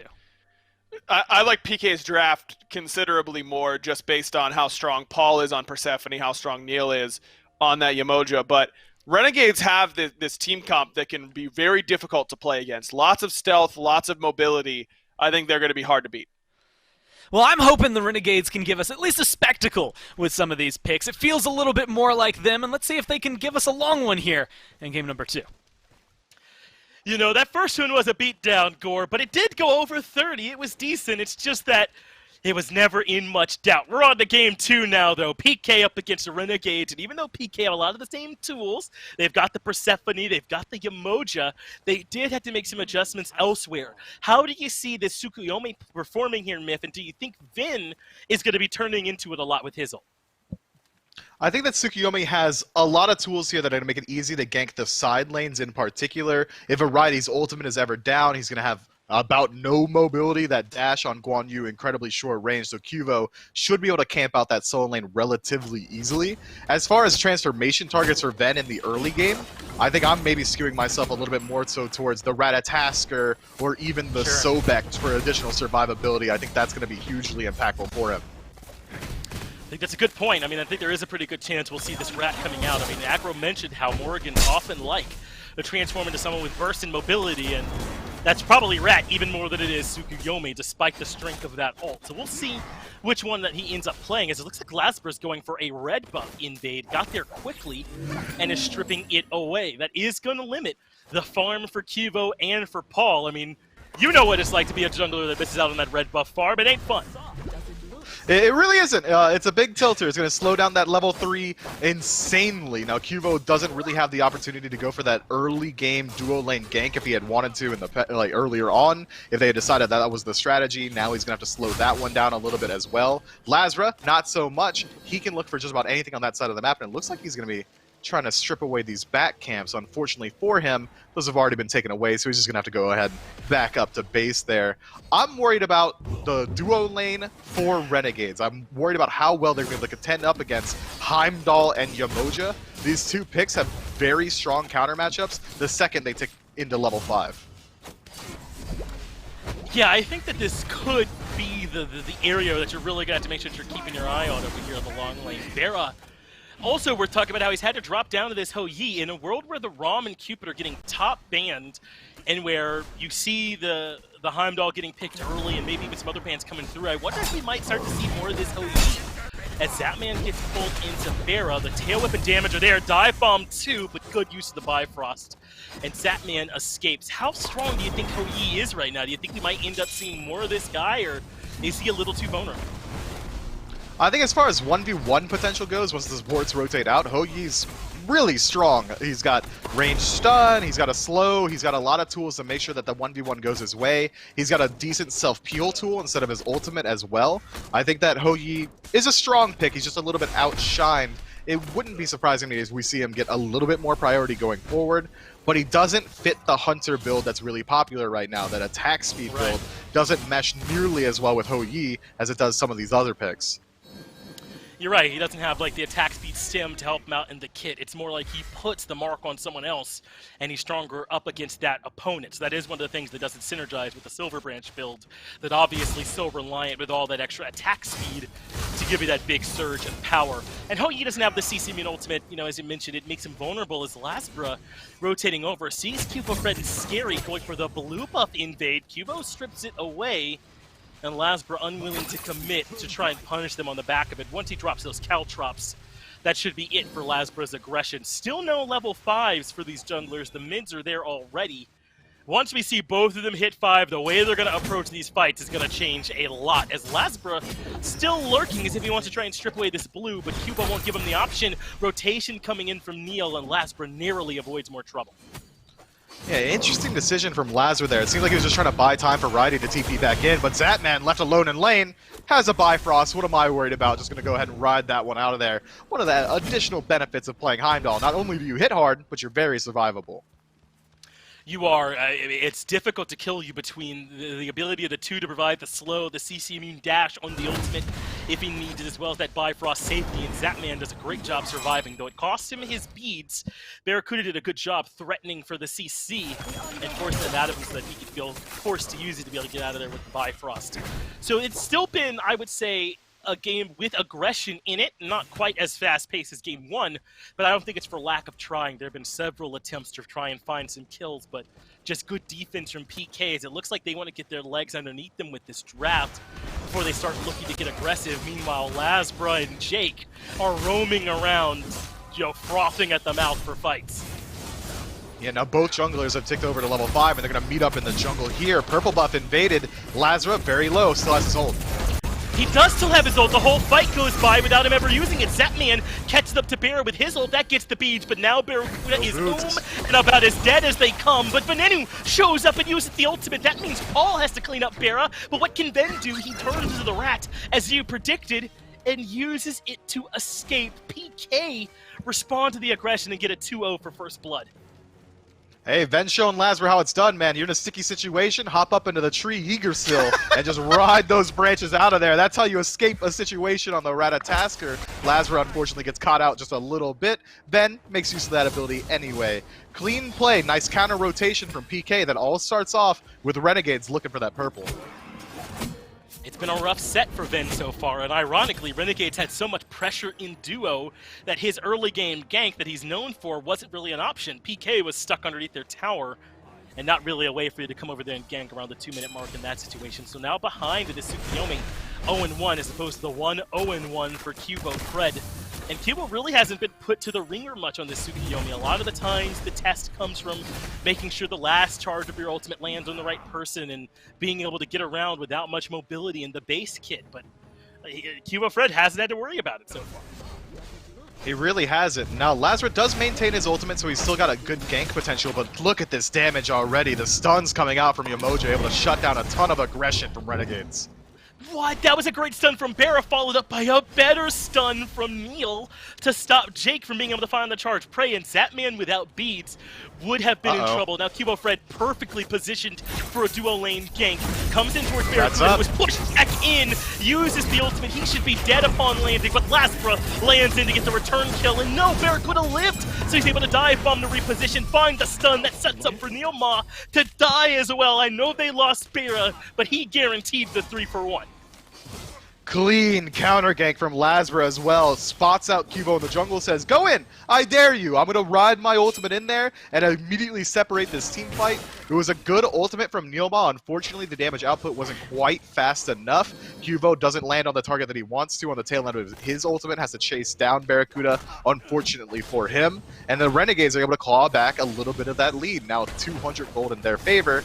Coming from about 8-9, nearly 1,000 gold down just a moment ago. That's a lot better look for the boys in red. Yeah, I also think ulting Barra in that spot for Zatman just wasn't the play, right? I mean, I know it's a bunch of damage, but he takes him up and out of the fight, almost like Aegis, and then Barra gets to come back down and dive bomb to reposition. Now Variety is ulting over in solo, puts a ton of damage into Scary, but Scary responds with an ult of his own. Waiting for him is Cubo Fred when he lands. Caltrops are there for the slow, and Neil Ma gets the kill here in solo. I think unfortunate Variety used that ultimate aggressively and didn't have it to disengage. Unfortunately, indeed, especially considering there was no one on the side of Renegades in range to rotate in to help, so Jake's trying to do something on the opposite side of the map. Doesn't get the purple buff invade, but he should be able to make it out of there relatively easily with his life, especially considering no one's around. Zatman's not going to go for that ultimate, knowing that he can't kill on his own. But this pace, I mean, you jinxed it. You said just a moment ago it's been a little bit slower, but it's speeding up now. 7 kills at the 8-minute mark, and Scary D ain't slowing down. This is constant pressure on Variety's tower line. Yeah, I mean, I didn't exactly fall to my knees, clasp my hands, and beg for action, but I seem to have induced it either way, as they have certainly kicked it off here in this game. PK up 4-3 and about 1,000 gold, so certainly not something irredeemable, but a gank happening from Cubo Fred in right. The variety seems to have been able to avoid the aggression quite easily as Neil Ma continues his aggression in the jungle too, and now they're going to move up and take the tier 1 tower. Cubo says, who needs the gank? I'm just going to take the structure and leave. Is able to find that stun, not quite able to take the tower. Variety does enough work to keep it up, but Renegade's now starting the Gold Fury, it looks like. They drop it in the end. They do some damage to it, but don't trust their DPS. Yeah, quick damage check revealed to Barracuda that, 30 stacks on Devos and tier 1 boots. We're not feeling too confident about taking down this objective right here. I like everything that we're seeing. Every time Renegades takes pressure on the right side of the map, they look for the left, or they go for the counter gank. Lazra almost catches out Scary D in the jungle, but this man's a little bit too tanky at this point with a reinforced Greaves and the full stacked Warrior's Blessing, so he's going to make it out of that situation alive. But all ultimates available in the game right now. Every neutral objective is up as well. I think we're going to start to see them start to group around Gold 3 in the next 3 to 4 minutes, and that's where we're going to see the real first disparity between these two teams. It's going to have to come there, right? I mean, so far PK have been the aggressors, but Renegades have responded well. Lazarus counter gank breathed life into this team, because considering how Game 1 went, they were in danger, I think, of just getting run over this time. But Lazarus had the rotation when they needed it, and that's kept them afloat here in this one. That tier 1 and right is slow. These minions will be enough to take care of it on their own, I'm thinking, with that teleport down for Variety. So that means Cubo Fred is free to rotate in and look for Lazbra, who is holding on to the ultimate incorrectly this time, is able to escape. Variety goes in with his ult, and Cubo is the one that's low, but a better ultimate coming out. But oh yes, Venenu turns into the Tsukuyomi and hunts down Cubo Fred for a taste of his own medicine. Meanwhile, Variety in the back catching the hands from Scary D. He and Lazbra both low, and he and Lazbra both in danger of falling to Paul. Scary D gets one. Venenu able to get out of there with that stealth. He barely survives, and it ends up being a 2 for 2. Man, Paul was completely after that ultimate, and he nearly takes up 2 kills just by auto-attacking through there. An ADC in a previous life. Clean play, nice counter-engaged. Lazarus holds onto his ultimate perfectly, as you had highlighted earlier. Rotates into his tier 2 tower, then re-engages the fight to try and turn it around for his team. And now Zap, you're deep. Gets out of there with the Bifrost ultimate used correctly. Barracuda showing why he's picking the Ho-Yi. Very quick from the wall stun, double bounce into the ultimate, and almost enough to get that kill onto Zap. No beads, I don't think, came out from Zap. He lived anyway. Very impressive. Yeah, Zap knows when he needs the beads, and that was not a situation that would require it. But so far, about a half-level lead in favor of Barracuda. We haven't had a chance to talk about the mid laners too much this game, but it's quiet. We've got another half-level lead in favor of Paul, and he decides to pick up the Spear of Deso early on, that additional cooldown, as well as penetration. He's going to be so impactful once he decides to rotate over to the Soul lane, which is where we've been seeing him take a lot of these team fights. It seems like PK really want to fight around Scary D, who's the furthest in the lead for their team. And I'm not doing enough job to tracking his sustain in mid. We'll talk when we've determined Variety's fate. Over the wall for Cubo means he tracks him even through the force damage the second that he lands. And Cubo Fred looking comfortable on the Tsukuyomi. Now, the question I was having is, how is Paul sustaining in mid without Mage's Blessing, with this Warrior's Blessing start every game? I thought you needed the mana return. It helps out a lot, but Paul's getting away with it just fine. He went for an extra mana pot at the beginning of the game. That could have been a little bit of it. Or maybe he's just looking to poke out the enemy team a little bit more, but Pyromancer getting dropped down. PK pick it up for free. Renegades on the left side of the map, grouped up, are able to invade that purple buff, but not able to return a neutral objective, aren't even to move in towards that gold 3. Zapman has been stuck inside his tower the entire game. Barracuda's been largely getting the better end of each one of these engagements, but Zap doesn't care. PK's winning on the solo side of the map. He'll wait till the 20-minute mark to rotate in. Barracuda, despite having a lead, hasn't been able to use it because Renegades have been forced to constantly address the pressure in solo. Yeah, this solo diff is hurting him right now, isn't it? Scary D 3 levels ahead of Variety, and that's why Zapman can AFK under his tower, because he's keeping even with Barra, and there's no one who can use the pressure that Barra has here in the left lane to do anything. It doesn't seem to matter to him at all. as they continue to get comfortable here on the left side. Zapman perhaps looking to loop around on Vera, but Vera gets the dive bomb and the Suns to peel. They get the stun, force out Barracuda's beads, so the beads and ultimate are on cooldown. But look at the rotation. Jake is on his way to try to even up these numbers. Perhaps looking for a charge prey. There's the blink first. Charge prey gets Neil Maw, but Zapman uses the ultimate, gets him back out of there, and now Cubo, Fred, and Paul are on their way to turn things around in the other direction. No way that Jake is able to escape once the River's Rebuke lands on him. Charge prey is not enough as Paul has the last bit of damage. And they pick the beads and ultimate off of the Ho Yi as well, which means that PK do have a pretty sizable advantage, as well as the sustain from Yomoja. If they want to, they could try and work their way in towards this Gold Fury, but instead, going to return back to a state of farm. No 50-50 situations for the reigning world champions. Scary D's a little bit low on the rotations. Instead, going to go ahead and strip away those back camps and move himself into the enemy blue buff as well, most likely. This Soul Laner, man, he's been controlling his side of the map. The second Renegades even think about going somewhere else, Scary D's stripping your entire right side jungle.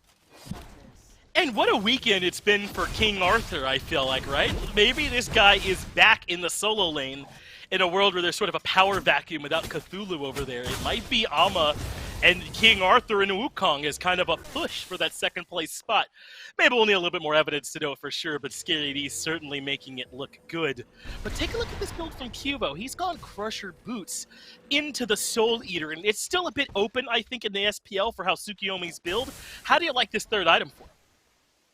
It reminds me a little bit of how we used to build Pele back in the days of yore. Sure. The Soul Eater having additional pen on it, a survivability on a god that lacks a lot of mobility is going to be nice. When your abilities are hitting as hard as Tsukiyomi's, you're going to be healing for a ton from the Soul Eater passive. So I think that it makes decent sense, but it does slow down your build just a little bit. Had he decided to go for a Brawler's Beat Stick in that slot or a Jotun's, his power spike would have come sooner. But it seems like Cubo's got his eyes on, you know, about 2, 3, 4 minutes from now, once that's stacked up, he's going to be able to stick into these engagements a lot longer. I like this build path a lot.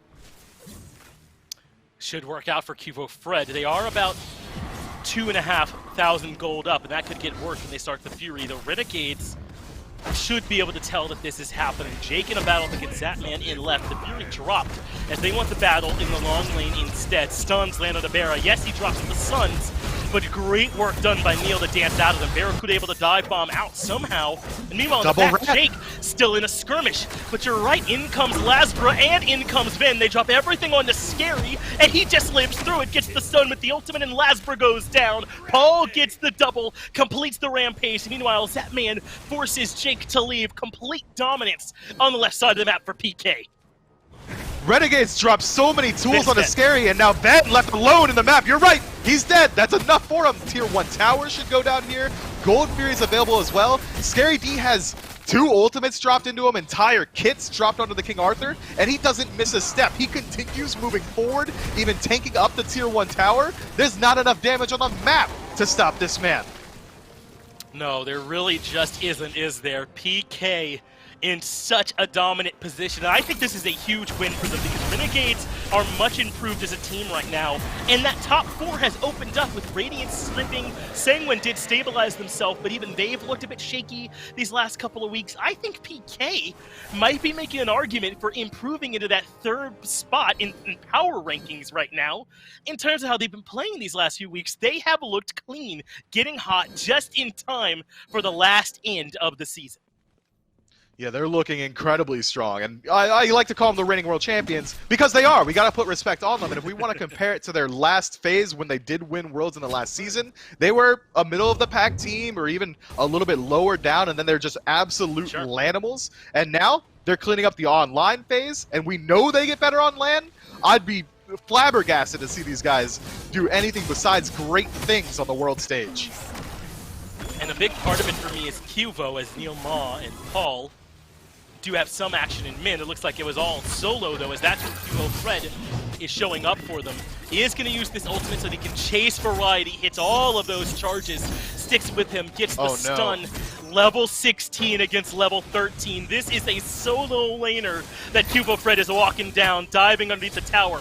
He needed some help in the end. Scary D gets there as The ultimate is on its way to counter. The double rat ult brings 2 members in. Cubo Fred is low, but the damage isn't coming through quickly enough. They finally cut down Cubo, but Scary D should be able to chase Lasbra on the back of it. The Grasp of Death does not connect, and the Blink barely gets Lasbra out. But Ven's left alone inside the tower, and Scary D's done chasing down the rat. He's coming back for you now, Ven, but he slips past just barely, maybe 2 pixels between him and Scary's spin there. The stealth is nice. Woo! Barracuda's jumping in, dropping down the ultimate. My man is an absolute nutcase. It does get the kill onto Paul, but Scary D punishes him for it quickly. Paul gets another kill, this one from the grave as Neil Maw falls too, but that leaves Jake isolated and low on the backside of this fight with Scary D hunting him down. Great charge prey to find the narrow avenue where he can escape. Zapman is now the one that's in trouble, does get the ultimate off, is able to get inside the Bifrost and escape. Zapman lives, Jake ends up falling, and PK, even when they're struggling, are able to turn things around. That play from Zapman, knowing the exact amount of HP that he has, that he could trade in there and just tank up the full damage output from this Ratatasker, is clean. But the chase is on. Lazarus not willing to give it away. Zapman catches him out there with the passive from his first ability, knows with perfect vision that Lazarus is coming. He's able to escape out of that situation, but PK, a little bit of a sloppy engagement on the right side of the map. Took a little bit too long, weren't quite able to confirm their kills, and Renegades are able to claw back just a little bit there, but this gold deficit is starting to become ridiculous. Now 5,000 in favor of PK. Gold Fury respawning in 2 minutes. It's going to be hard for Renegades to fight into these neutral objectives. And a lot of it was just an overcommit. I don't think Pittsburgh Knights are giving enough respect to this double rat ult that they've got between Lasbra and Vin with that changeling ultimate, with the Morrigan able to turn to anyone else on the map for 10 seconds and certainly able to stretch the map out. Now PK are getting their heads back on straight, heading towards Pyromancer, getting a neutral objective, and daring Renegades to bring the fight to them. This is where the Knights are going to look much stronger, as opposed to chasing a Guan Yu all the way to outside of Phoenix. Look where Ven is on the map at the enemy back camps, just trying to see if he can catch anyone out, but it leaves 2 members isolated on the Renegades on the right side of the map. Unfortunately, the third ability from Umoja is going to find its way home there, so there's no pull-in for PK, but this grouping tells me that PK are looking for 1 individual pick, count them 1, and then they're going to move in immediately to either the Fire Giant or the Gold Fury, depending on what time they're able to get it. But this Tier 1 tower, no one's here to defend it, might as well take it for free. Varieties is slowed, is popping the thorns, but Good God. Using damage through it. Scary D was considering the dive, but in comes Lasbra with the ultimate, and that's enough to get rid of Zapman, who had no relics right away. Huge kill for Renegades. Now the ultimate from Venenu comes out. He turned into the Tsukiyomi, and that kills Paul. Barracuda's able to get Scary D. Venenu takes care of Neil Maw, and all of a sudden Renegades come roaring back a deicide as they take care of everybody on PK. Talk about another overcommit from PK, diving into the tower there to try and shut down the solo laner. Variety makes it out with his life, barely, and then the re-engage was so clean. Props to you, Finch, for being able to keep track of anything in that absolute light show of a team fight between the 2 Tsukiyomi ultimates and the Hou-Yi ultimate. It was so hard to keep track of, but that grouping only benefited the Renegades, and now this gold lead has been cut. 4,000, Fire Giant going their way as well. We might have a game on our hands. Tremendously impressive what Renegades were able to do. I was ready to crown PK as the new 3rd place team not too long ago, and Renegades said, hold up, we've been on a little surge of our own lately. No way you can forget about us. What a sick fight in the middle lane. And what Pittsburgh Knights have really done is give Variety a way to contribute to the team, even though he's 6 levels behind, by overcommitting to him fight after fight. It's starting to become a real problem for them. They have got to find a cleaner way to engage these fights other than chasing Variety to the ends of the earth. Yeah, kill someone else, you know, engage on Ven, Lasbra, Barracuda, one of the carries, instead of chasing out this Guan Yu, who has a CC immune ultimate that'll take him halfway across the state, and then also heal when he decides to land from it. The re-engages, though, are what have been really impressing me from the Renegades. Lasbra, in particular, is always where he needs to be, always in range with that global ultimate to follow up, disrupt the burst damage from PK. Had PK confirmed that kill onto Variety, this might have been a completely different team fight, but the peel has been so impeccable from the Renegades.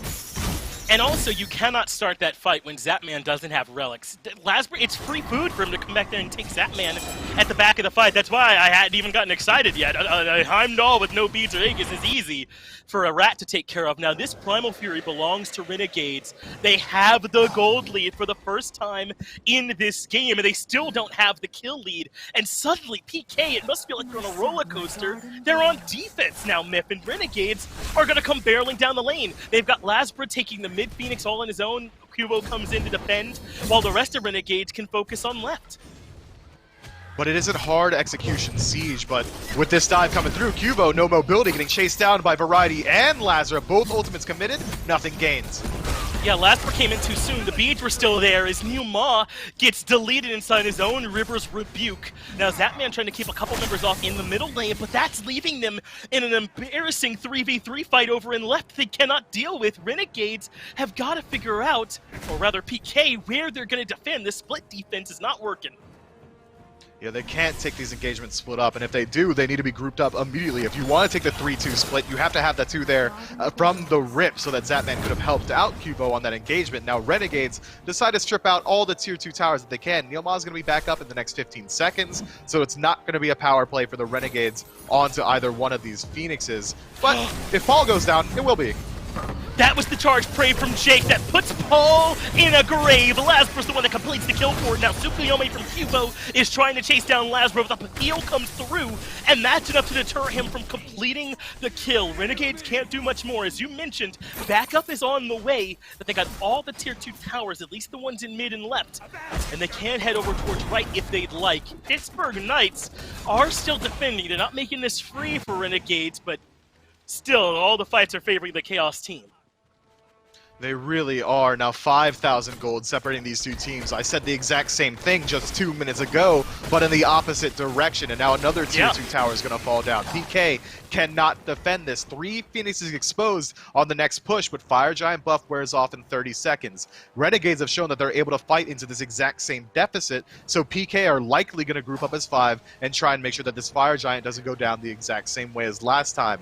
If Renegades are able to get the defensive positioning, they'll try to engage the fight the exact same way they did around that tier 2 tower in mid. Have Awesome Jake standing up front and look for the pluck. Kubo stepping forward, Lazarus spots him out.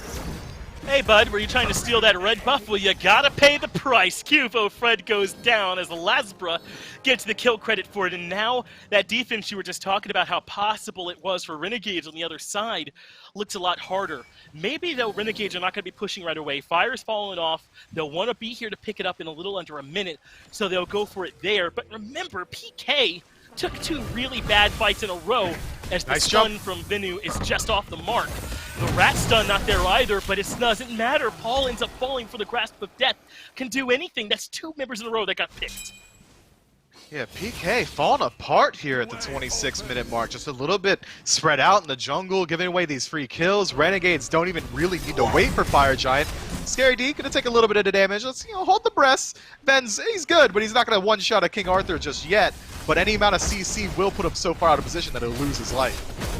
Well, let's see how this Phoenix dive ends up going. They're doing it without the Fire Giant buff Nice this time ult. as Neil Ma drops the River's Rebuke. That splits up the fight well, but Lasbra doesn't need backup to take care of Zapman. Scary D does have Venenu up in the air. That claims him, but Jake plucks him in the wrong direction. Barracuda doesn't have the damage, and in comes Kubo Fred, but he ends up somewhere else. Lasbra gets the kill into Scary, and Barry survives because Kubo Fred couldn't end the ult on the right target. That leaves him in the middle of everybody on Renegades. He is still surviving. The Soul Eater providing some sustain, but it will not prove to be enough. Variety gets 1 more kill. It's 3 for 1 in favor of Renegades.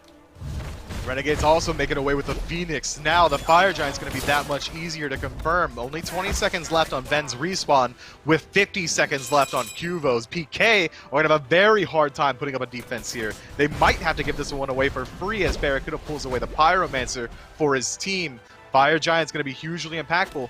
It could be that Renegades decide to wait a couple of minutes and get that enhanced Fire Giant, but might as well take it while it's free, while the oven's hot. Kuvo dead for 30. Let's go ahead and get that buff. Looks like they are going to be starting up the Fire Giant dance. Neilmon nearby, but even he is on a ward, so Renegades know. No one will be making their way in to contest, so this Fire Giant will belong to Renegades. This will be their second one of the game. So this has turned around completely. honestly, Myth, it's taken me a moment mentally to catch up. This looked like it was all PK only 8 minutes ago, and Renegades winning a couple of fights back-to-back, and now that they're on even ground and with a lead even, they're fighting better than PK in these last couple of skirmishes, especially Barracuda. I've been really impressed with his willingness to just go all in. My man's W key warrior right now. Maybe Jake's wearing off on him just a little bit in that long lane, getting that mentality rolling, and he's looking good on it. That's one of the benefits of Hu Yi. You dive bomb in, at least you're knocking him up on entry. You got a stun to follow up, create a no-play zone with the Raining Suns, so it makes it that much harder to dive onto you. Barracuda's playing very well around the aggression, and effectively, how Renegades are playing this team fight, they don't have a backline. Barracuda has to dive with his team. Ben is turning into Rat diving, Lazarus diving, Variety, Jake all going in. If Barracuda's left alone in the back, that's just an easy target for Cubo. The safest place is with his frontliners. PK still have the top 2 damage dealers in the lobby, and it just doesn't matter. Paul and Scary D ahead of everybody else. Barra at the top, and we're still not giving Lazbra enough credit. Truly, he has been the actual literal reason they've come back, despite how well Barra has played with all of these ultimates that have saved these team fights. Can he continue to do more? Lazbra's threatening right Phoenix, the other 4 threatening left. Meanwhile, Scary seems to be trying to keep the minions from pouring down mid. PK have got to find a way to defend this 4-1 split. It's going to be a difficult siege for Renegades. Their ability to get into the Phoenix is decent if Variety's able to engage or Jake finds a pluck, but with a Morrigan being so close range focused, they just have to survive through that ultimate and then re-engage if you're on PK. Variety uses his ultimate. Scary. Cubo Fred, though, gets the better of Lasper. Coming up big for PK. Grasp of Death hits everyone, and Rivers Rebuke is right there on top of it, but barely Renegades are able to squeak out of it. That means that they live for now. PK still want to keep up the gas for at least a little bit. See if maybe they can find more chase. There's nothing there, and what is Barra doing? Trying to get possession for the mid-Phoenix. He rethinks it, backs up, and Renegades get stuffed on their siege. Yeah, Lazara just taking too much damage from Cubo Fred in the 1v1. The rotation in from Renegades to help him out was not in time. Yeah, PK, yeah, Caster's Curse, bud. Trying to holster that one. I'm trying to see a game 3 here today. But Renegades haven't given away too much just yet. The mid-Phoenix is spawning for PK. They should be able to maintain that one relatively easily, but there's still a lot of ground that PK are going to have to cover. A minute 20 left on Renegades' Fire Giant buff. I mean, Lazarus up into just 10 seconds now. They should have the time, Renegades that is, to try and make another concentrated effort towards breaking the base. And now they've got an easier target to do it. If they move in towards the center Phoenix, PK likely going to respond in numbers, bring all 5. When all 5 members are together, the game simplifies. It makes it that much easier to find your dives. Keep your eyes on Venenu and Lazbro. These ultimates are going to be what determines this match. It's what's done it so far for Renegades. The only thing that has worked is double rat ult. And wouldn't you think it would? That is a tough engage to deal with. Counter engage, whichever one it is. And Pittsburgh Knights have not quite figured out an answer. But we're kind of forgetting that this is PK Knights' home, isn't it? I mean, PK love to defend. They're one of the earliest teams in the league at giving up and falling back to their Phoenixes, defending there, and making smart concessions around the map. This is going to be difficult for Renegades to break this open eventually. Yeah, PK is willing to sit here for 3 hours if that's what it takes to see a victory screen pop up at the end of it. They'll sit here as long as you want. Renegades, if you want to siege their base, you might as well bring some snacks because it's going to take a while. You're going to need the provisions. But Fire Giant is ticking away quickly. Renegades don't make the attempt to break the base here. Instead, they're going to go ahead and wait for that next opportunity. This grouping is slow. Fire Giant buff is going to be spawning again in about 1 minute. The buff wears off. And now it's going to come down to whether or not PK want to step forward. There's a huge gold disparity, but the majority of people are already on that 6th item slot. Renegades moving into that true 6th item slot. I think PK have the opportunity here to put up another defense around the fire, insofar as they don't get picked out again like they did around the last one. It looks as though PK are considering stepping up, as you mentioned. Still plenty of time for them to do a little bit more pushing up of these waves before they start committing positionally to defending or not. Looks like they are sending a lot of people over towards left, probably just to make sure they don't get picked by Lasper or then on alone, as has happened now twice in a row. So wherever they go, they're moving as a unit. But it looks as though they're going to take the reset. Neil's backing up. Tsukiyomi's coming out, but I don't know. Pittsburgh Knights might be willing to give up this FG. It's spawning now, and Neoma is stepping a little bit far forward. He has to be careful. If Jake finds the pluck, that could be enough to spell the difference. But no one's in range on the side of Renegades to follow up off that pluck. And now PK are surging forward, moving into the Fire Giant. That's going to be a reset from the Renegades. But look at Lasbra and Ven in mid. Maybe a cheeky end attempt. Well, they're going to at least try and push up this mid-Phoenix and threaten it there. That forces PK to come back. Variety and Vera would be enough damage if left unchecked to do the fire on their own. That's only if they're unchecked. PK are starting to commit a couple members back towards the FG now, which is at half. They're putting the slow onto Jake, willing to commit onto him, but they don't have the damage to burn him down quickly. Too tanky at this point in the game. So PK start to regroup, fall back, and Renegades have to drop the objective. Lasbra hovering the center of the map, trying to make the decision on whether or not he wants to go for this Phoenix Siege and force PK to respond there or collapse with the ultimate, then rejoining them. Both of them have their ultimates available, so if the fight does start up, they can immediately ult to the skies, sky police their way in there and try and collapse as 5. But if they get caught out, that's a different story. Oh, Cubo Fred might not have realized there were two. Inside the stealth was Vin, and Cubo has to use both relics, and the Rivers of Butte comes out from Neil. That's huge from Renegades. They commit nothing, Myth, to get all of that out of PK. Yeah, Fire Giant, that might as well go the way of Renegades now. I'm not feeling confident on the side of PK moving out without Yamojo ultimate, but Scary D so far forward might be caught out here. Nice pluck from Jake. Doesn't have the follow-up that they need. Scary D's able to walk himself out of there. Lasbra constantly putting pressure on the center of the map. Someone has to go over there and address it. Become that 1v1 situation, but with Ben having the addition of an ultimate, could immediately re-engage. But awesome, Jake got out. Yeah, Jake took a ton of damage at the start of this fight, so they're trying to commit. Cubo's going in with his ultimate, but remember, he has no beads or Aegis, so all of this is gonna stick. Lasbra gets the first kill, but Venenu falls in trade as Paul claims his life. 1-for-1 jungle for mid. Renegades are giving up on the fire for now. They're falling back. PK's patience may be starting to bear fruit as they're chasing in right, and looks like Paul trying to hunt down Lasbra in left. They're not gonna let Renegades back for free. Zapman catches up. Awesome Jake gonna have to take a trip as he gets hit with the golf swing. Barracuda falls right away. Zapman gets credit for that one. Jake does live, but only for a moment. Paul rotates and collects his life, and PK have turned the tables. 4 members strong and a sustain from this Yamoja. They're likely going to try and make a move for this Phoenix here, but it's burning slowly. Instead, drifting over towards that left side Phoenix.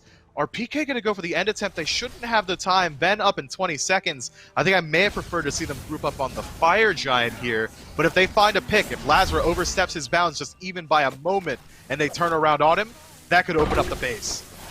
As the Mad Guy's plug, Paul goes in first with the trade. Variety gets blocked by the Rivers of Butte. He's been stunned, hit the Grasp of Death as well, and that's enough for Scary to get the first kill. Lasbra biding his time goes up until the ultimate. Venenu has his ultimate as well, so they could double rack, but Lasbra goes in alone. Left side Phoenix down, and Lasbra goes down. Oh no, Renegades, they can't be collapsing here at the finish line, but it looks like they are. Paul gets the double. It's a deicide, and that is it. PK take care of Renegades in 2. Though it takes a bit longer than they would have liked. What an interesting engage attempt from Lasbra and Variety there. They could have waited just a moment for Barracuda and Jake, who just now respawned. Titans burning slowly, 50%. It is! Maybe Renegades can hold on after all. Renegades push the Pittsburgh Knights out of the base. Kilbo Fred comes in with the ultimate, chases Barracuda to the fountain. That is going to get the kill, but they can't stick on the Titan. Renegades do enough to hold on. That's crazy at this point. But what can they do from here? Pittsburgh Knights have all the control. They do have so much control. It's going to be a Fire Giant push from PK. I think they may have been able to make the end call there, but Barracuda's damage output was just enough to scare them away, not even truly force them off. And if Cubo loses his life here, it might not be a Fire Giant for PK. If Awesome Jake continues the chase, the slow coming through from Tsukiyomi finds the pluck, no beads available. I can't believe that Renegades are still in this game. Awesome Jake is considering trying to hunt down Cubo Fred. Risky! And he pays for it. The Seek comes through, and Jake ends up falling. So it's a staggered conveyor belt for Renegades. They're just sending bodies at PK to try and slow them down. The ultimate to try and lock away Variety. Good leap from Paul. Avoids Lasbra's ultimate.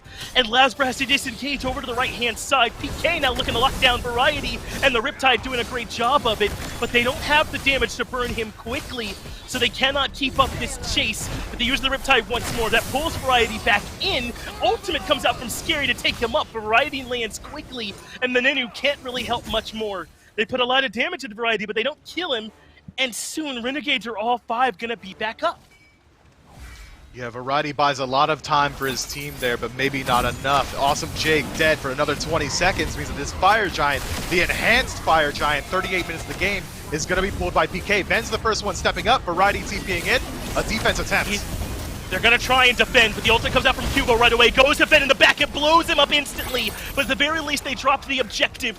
They have now used the ultimate to lock down one more member. It's Variety who comes crashing back down. Meanwhile, Barracuda takes a ton of damage right away. The Thorn still reflecting on him, but he somehow lives. Lasper provides the peel as Neoma tries to stay close. The ultimate can't quite catch up to Barra, and the Fire Giant still stands. PK are stuck in this weird scramble where they can't decide what objective to do next. And instead they're going to chase out Barracuda, but they do regroup around that Fire Giant, but Lazarus finds Cubo in the jungle. Jake already in the ultimate. And that's enough to get the kill on to Cubo Fred, but they get the return kill and take care of Lasbra as well. They are staggering out PK, not Renegades, PK, and keeping them off the objective. But they might have finally run out of lives with which to do this stagger. PK head over to the fire and started up. Variety is nearby to disrupt. And maybe they don't have the burn to do this quickly enough. Zapman leaves, Neil Ma falls off. It looks like Renegades have defended fire again. Paul, completely loom, has to disengage himself. The pluck is clean, finds it onto Zatman. The ultimate from Variety comes through, huge damage. They're trying their best to get him out with the Bifrost. 5 feet to the right's all it's going to take, and the disengage is there. Lazra dead for 30, Cuvo dead for 30. Both junglers down, but that Titan has taken a lot of damage on the side of the Renegades, still 50%. Barracuda uses this time to push up the left side of the map, create space for that Phoenix, and then regroup on the Fire Giant with his team. Renegades, you'd said it was a conveyor belt, but it seemed a little bit more calculated than that. Buys just enough time to keep that Fire Giant from falling. They're using a conveyor belt to contest. That's the strategy they're using, is one at a time they're coming in. It's not wrong, it works for sure. But this is absolutely nuts. They have not stopped fighting since the Phoenix Siege. Renegades go over to grab the Oni Fury, but in come PK to look for a couple more kills. It's Jake that's inside the ultimate, desperately trying to survive, and Variety choice forces out Paul to the left. The abduct comes through, and they're able to find one more pluck that pulls Paul back. Variety gets one, Barracuda gets the other, and now they're looking to see if they can lock down Neo Maul. The ultimate coming in, knocks him up, and Lasbra gets one more kill. Cubo and Sap now the only one standing, and it is enough to get the kill on the Lasbra. Very low is Variety, but how can Cubo get the damage in to complete the kill? With the just like that! Variety walking over it himself, Cubo gets the double. Ven and Jake are going to have to go back to base here. They can't go for the end attempt, but instead they're staying grouped up. Barracuda is completely Jake, 1 HP. Ven, 1 HP. They're banking on potentially a pluck from Sobek, or Ven catching out Zapman stealth inside the jungle. But if he stays inside of his Phoenix, it's going to be much harder. A split push situation. Paul's going to be the next one spawning on the side of the Knights in the next 20 seconds, but Zapman's damage. Zapman is in trouble. Barracuda dies with Jake, and it's enough damage. Middle Phoenix going down, and without Paul or anyone up to defend, Renegades should be able to move in. They don't have a minion wave, and Jake cannot tank for long. Paul will be up to help, but this time, it looks like it'll be enough damage. They reset back. The Titan falls low, and that is enough for Renegades to get the win. This one was so close. Pittsburgh Knights had everything they needed to end the game, but couldn't do it. Instead, Renegades defend and fight their way back in. Renegades drag PK kicking and screaming into a game 3. A tight match. Titan almost burned on the enemy side, back and forth, as much of a seesaw of a game as you could ever have. But you gotta give props where they're due. Lasbra and Venenu are the MVPs for game 2, if you ask me. And what about Variety's recovery? I mean, he was down 4 levels at one point to Scary, and because Lasbra and Ven dragged this game out, he was able to catch back up, actually be a huge presence for them in that late game, and do all kinds of peeling damage for them. One absolutely nuts game, one that dragged on forever, it felt like, in Renegades. Take us to a game 3. I gotta catch my breath during this quick break.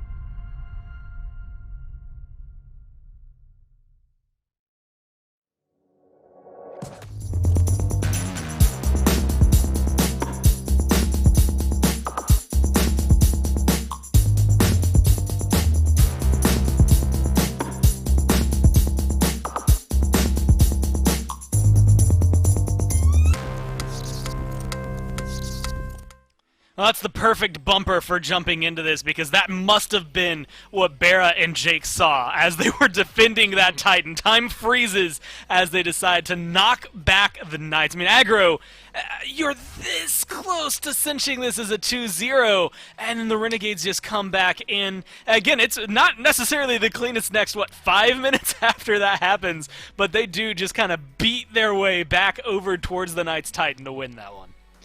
And don't forget, this is how Renegades started getting wins in this SPL, was by dragging teams into these scrappy, pointless brawls that just happened for no real reason all over the map. That's what this Renegades team is really, really good at. And PK, I think, really just played into that hand a little bit too much. But you gotta give credit where it's due. Barracuda had a nuts game on this Hou-Yi pick. Remember that PK banned 5 hunters and picked a 6th before Bera got his god, and then he went off and did 33k in this game. Lasbra as well, I mean, night and day in comparison to what we saw in game number 1. The Arachne was ineffective as being kind in game 1. In this game, he was a real contributor on this Ratatosker, kept Renegades in a position where they could come back and win this unlikely game. I mean, look at this. They're at the Phoenix line 26 minutes in. It's so different when you start realizing, like, the grand scheme of the game, and you're looking at some of the highlights, and you're like, huh, that did happen that way, didn't it? Like, we were thinking maybe the game ends here because of it, and then eventually we were thinking maybe the game ended a little bit later because of the Knights. But it is, like you said, a lot on the back of this Ratatosker. You had called for it there in game number 1. Ended up getting banned in the second phase. 11-7 and 10 coming down from him. 8-5 and 10 there for Barracuda. But I think it's actually the next page of numbers that's probably going to end up telling the better story. The player damage from Lasbra and Bera I expect to be pretty high. And I also want to see that healing there from both the support and heal mod putting up about 12k, and Variety just 300 behind him overall. That out-of-combat healing really came into effect, but I don't know where else to look. Zapman does 35,000, Bera does 33,000. That was a good game for them. Both hunters were playing very, very well in this one by my estimation, and that, I think, should change what PK in particular does in picks and bans. When you ban 5 hunters, and then the enemy hunter still has a really good game, I think that's a sign that you should be changing up something in the picks and bans. And if we're going to stick with the exact same bans of Rom Cupid, which I still would, I think if I'm PK, I'm banning Rat in that 3rd slot instead. The Sobek is also a consideration. That's what they did in game number 1.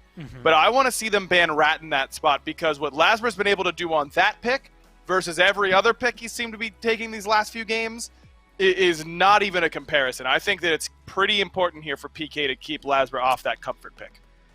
Well, is it going to be 5 hunters once again, or is it going to be maybe the shift in the right direction here for the Knights? We'll have to see as we go into picks and bans here for game number 3. End all be all for this set. Renegades, though, in a pretty decent position. I'm curious to see if they shuffle anything overall. They had, what, Hebo, Hell, and instead of Kuzenbo, again, I'm blanking on the last pick just because of the fact that I think it came through. It was the Amaterasu that came in, so being able to kind of fit through. If you're Knights, like you said, it's that 3rd ban, and honestly, I feel like that's how long we're going to be waiting to see any of these dynamic changes between these two teams, because at least the top 4 have been working out for them. Yeah, I don't think there's any reason for you to change the Cupid ROM bans. If you're Renegades, you just beat the Persephone, I still think I'd be okay with them making PK and specifically Paul show them something a little bit different by leaving open something like the Hebo or the Hell. But if they decide to go the exact same 3 bans, can't really fault them. They just won game number 2, so it's clearly the picks and bans weren't too rough. They're already swinging with the Amaterasu, Cupid Rom on the other side, but they are at least changing up the order of operations here. Amaterasu being banned out first. Maybe we're still going to end up in the same spot, though, as time goes on. Hell there. And I don't know. Maybe it's the air. I don't know. Air pressure, whatever's going on. The moisture that you can feel. It just feels like Hebo's going to end up being in that 3rd spot. And PK I just feel like potentially going back to that Persephone. They ban out this Sobek. You had highlighted maybe being the secondary, whether it was going to be the Ratatosk or the Sobek. They go back to their Game 1 strat, and honestly, they probably hope to close it out that fast as well. Okay, so this time it's the Emoja banned away. So now PK is left with a choice between Persephone and Hebo. I think that we've seen Venenu be willing to pick the Persephone and perform well enough that it's a potential pick for them, but maybe not top tier. I like this idea from PK based on their hover, because Hebo, we haven't seen Lasbra play Hebo at all, if I remember correctly. So really, Ven is competing against two gods. Does he want Hebo or does he want the Persephone? By picking the Kuzenbo, you guarantee that you get one of those two. And if you're in PK's shoes and you feel like Paul can carry equally easily on either of those picks, you let Renegades take one and you just take the other while snagging a priority for yourselves in the form of that Kuzenbo. I think this pick does make a lot of sense, as long as Renegades don't go Persephone, Hebo, put Hebo in the jungle right up their top two. That's what I was thinking. The entire time you were talking, I was just like, you know what? What if Lasbra just decides to kind of go off of his own script, right? Where all of the gods he picks are over here, Hebo's over here, and he just goes, yeah, well, go ahead and grab him, see what we can do. It's going to be the Ratatosker, though, where they top 2'd it last game. They're going to do it once again. And honestly, when he was as impactful as he was throughout the first portion of that game, it's kind of not surprising. And going back to the Jingwei, very solid in game number 1, absent in game 2 because of its ban. Fits well for Bera, but how well does it fare against something like a Kuzenbo? I guess at this point, you do still have the hopes of having potentially a Hercules support come with it as well. I think that this Jingwei pick does make sense to me. I mean, you've got the Watery Grave, normally a very disruptive tool for Kuzenbo. With Jingwei, she just dashes, and it's not nearly as disruptive for her. She has Persistent Gust to stop the dash if you have your support get picked up by that Sumo Slam, so I think the Jingwei pick does make sense, and Renegades loves the top 2 of Bera God so that the rest of the draft can wait and see what they want. PK decides to go to the Hebo here for Paul, a pick that they've been willing to first pick, oftentimes because Persephone is banned. Maybe just want something a little bit different here for Paul. Little bit surprised just because that Water Spout obviously sets up for Jingwei's dash, but still very, very good in Paul's hands, so can't be too upset about it. I guess for Paul, you know, in-game, he just spent 70 minutes playing Persephone. Maybe he does just want a fresh look where he's just like, look, guys, look, she's great. Yeah. It's fun. Let me play Hebo this game, please, just to change it up. And also maybe going to do well. Although, like you had kind of highlighted with Kuzenbo, the knock-up maybe affording some distance or disengages there for Jingwei. That might cause maybe trouble later in the game. We'll have to see if that sets itself up. Heimdall picked back in there for Zap, but it's the Ymir on the other side. The last time I went off on a long tangent about why I liked Ymir, he lost dramatically. So this time I'll let you decide what you say about Ymir. It's good against the 3 picks we see here for PK. It's 3 picks that have trouble getting over the wall. Heimdall a little bit less so, but a lot of times Heimdalls use their ultimate as an escape. That won't work against a Frost Giant's wall. If I'm Renegades, I think I might be taking a flyer on a Persephone ban here anyways, because even though it's always been Paul on this Hebo pick, Fred historically is a very, very good Hebo jungle player, and now you can end up doing exactly what we thought Renegades could do on the other side, which is take Hebo and Persephone for yourselves if you're PK. Depending on what Scary wants to go, I think it would mean that you're a little bit magic heavy in the damage department, just because Kuzenbo is actually a factor in magic damage, especially between the Thorns pickup that he'll have counting as magic damage as well. So you don't want to incentivize Renegades to build too much magic D in this game, but I think I'm fine if Paul locks Persephone here. They'll go to the Hun Bats, which is also one of Fred's signature picks, so certainly not a bad position for PK to be in. Just thought it could be an option for them. Yeah, it just kind of feels like they're going back towards like a fusion of Game 1, Game 2, right? Get some signature picks here and there that will work out. The Hunbats, the Heimdall, the Hebo, all scream Knights players for me, so it makes sense to have those locked in. And I was curious, 70% win rate here for King Arthur. I will go ahead and say most of that, if I remember correctly, is on Fine-OK. It's mainly him, and then a little bit of Yarkor there. And now the Achilles locked in to counter that. But there's only 2 people in the league playing this pick, so it makes it a little easier to talk about. The Yanis locked in there for Venenu. He does a little different than Hurry, but is it what they need in order to make sure they win this set? There's good CC for Renegades without the mid lane being a factor, but I mean, I look at this draft and I just think I would much rather have Hera than Janus. Giannis is just so... I love the god. It was the god that I was known for when I was playing because I just spammed it every single game if it was open. Felt like it was in a lot stronger spot back then.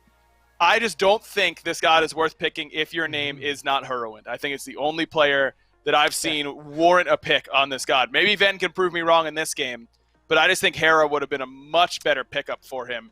It's a matchup that is volatile against Hebo, but if you get ahead, you can just drop Argus on Hebo's head every time you see him in lane, and it forces him out every single time, or just outright kills him. And we've seen how good Ven is on the Hera. A little surprised that's not the direction the Renegades decided to go. It's definitely something they've picked up in the past, and he's done a lot of damage with, but I can't remember if he won that game off the top of my head. We'll have to see if he's able to bring some good luck to the Janus this time around, or if the Knights are going to be able to pick this one up. It's anyone's game here as we head down to game number 3. Thank you, Gore. Thank you, Aggro. On the desk as we move into game number 3 between PK and Renegades. Renegades on the brink of an L, and PK just couldn't quite finish it out, so they bounced their way back. And now here we are into this game 3. It's Giannis, it's Amir over here for them on this side. Are these picks going to be enough to best PK when Paul is on his signature Hebo? The signature Hebo is scary, right? I mean, the god of triple ultimates is going to be hugely impactful, but there are picks on the side of Renegades that can directly deal with Paul. Largely a mobile mage, have a Ymir on the enemy team. I don't care what your water carpet does, it's not going to get you through a wall. Awesome J could also separate the team fight enough to make sure that crushing wave is much easier, or much harder to confirm as well. But I'm keeping my eyes on Lasbra again. He looks so good on that Ratatasker. If I'm watching the Renegades, I'm watching him. He had good early game presence. The counter ganks were there through and through. But I think Cuvo making this adjustment to pick up the Hun bots is going to be a huge talking point as well. He's got a very strong counter matchup into Ven. 2 ways to chase him through walls with the Sacred Monkey. With his jump, if he catches him slipping without those beads, Ven's going to have a very hard time dealing with Fear No Evil. Could potentially be enough for Cubo to track down Venenu throughout this game, so certainly worth keeping our eyes on. Triple blink to start here for PK in jungle, mid, and support. And I wonder if that tells us anything. The 3v3 for PK is looking to get aggressive, looking to see if they could potentially take someone out of the fight quickly with all this ability to move around the map, but I'm a bit worried about it. I mean, don't you feel like the counter-engage potential is a bit higher for Renegades with Rad ult and Giannis ult to get around the map so quickly? Hey, nothing's better counter-engage than double Rat ult. You might still maintain the globals, but they're not coming down with knockups both times this time. So it's going to be a little bit harder to execute on. But I think it's largely the same play style. Ven and Lasbra, especially back in Game 2, towards the end, they kind of grouped up together and created pressure on the map and then used their globals to reinitiate the fights. And that doesn't change here. They could do the exact same thing. But I think that Ven's got something to prove on this Janus pick. As Aggro highlighted, Hurrywin being the premier Janus is the only one that we've really seen get true value out of it.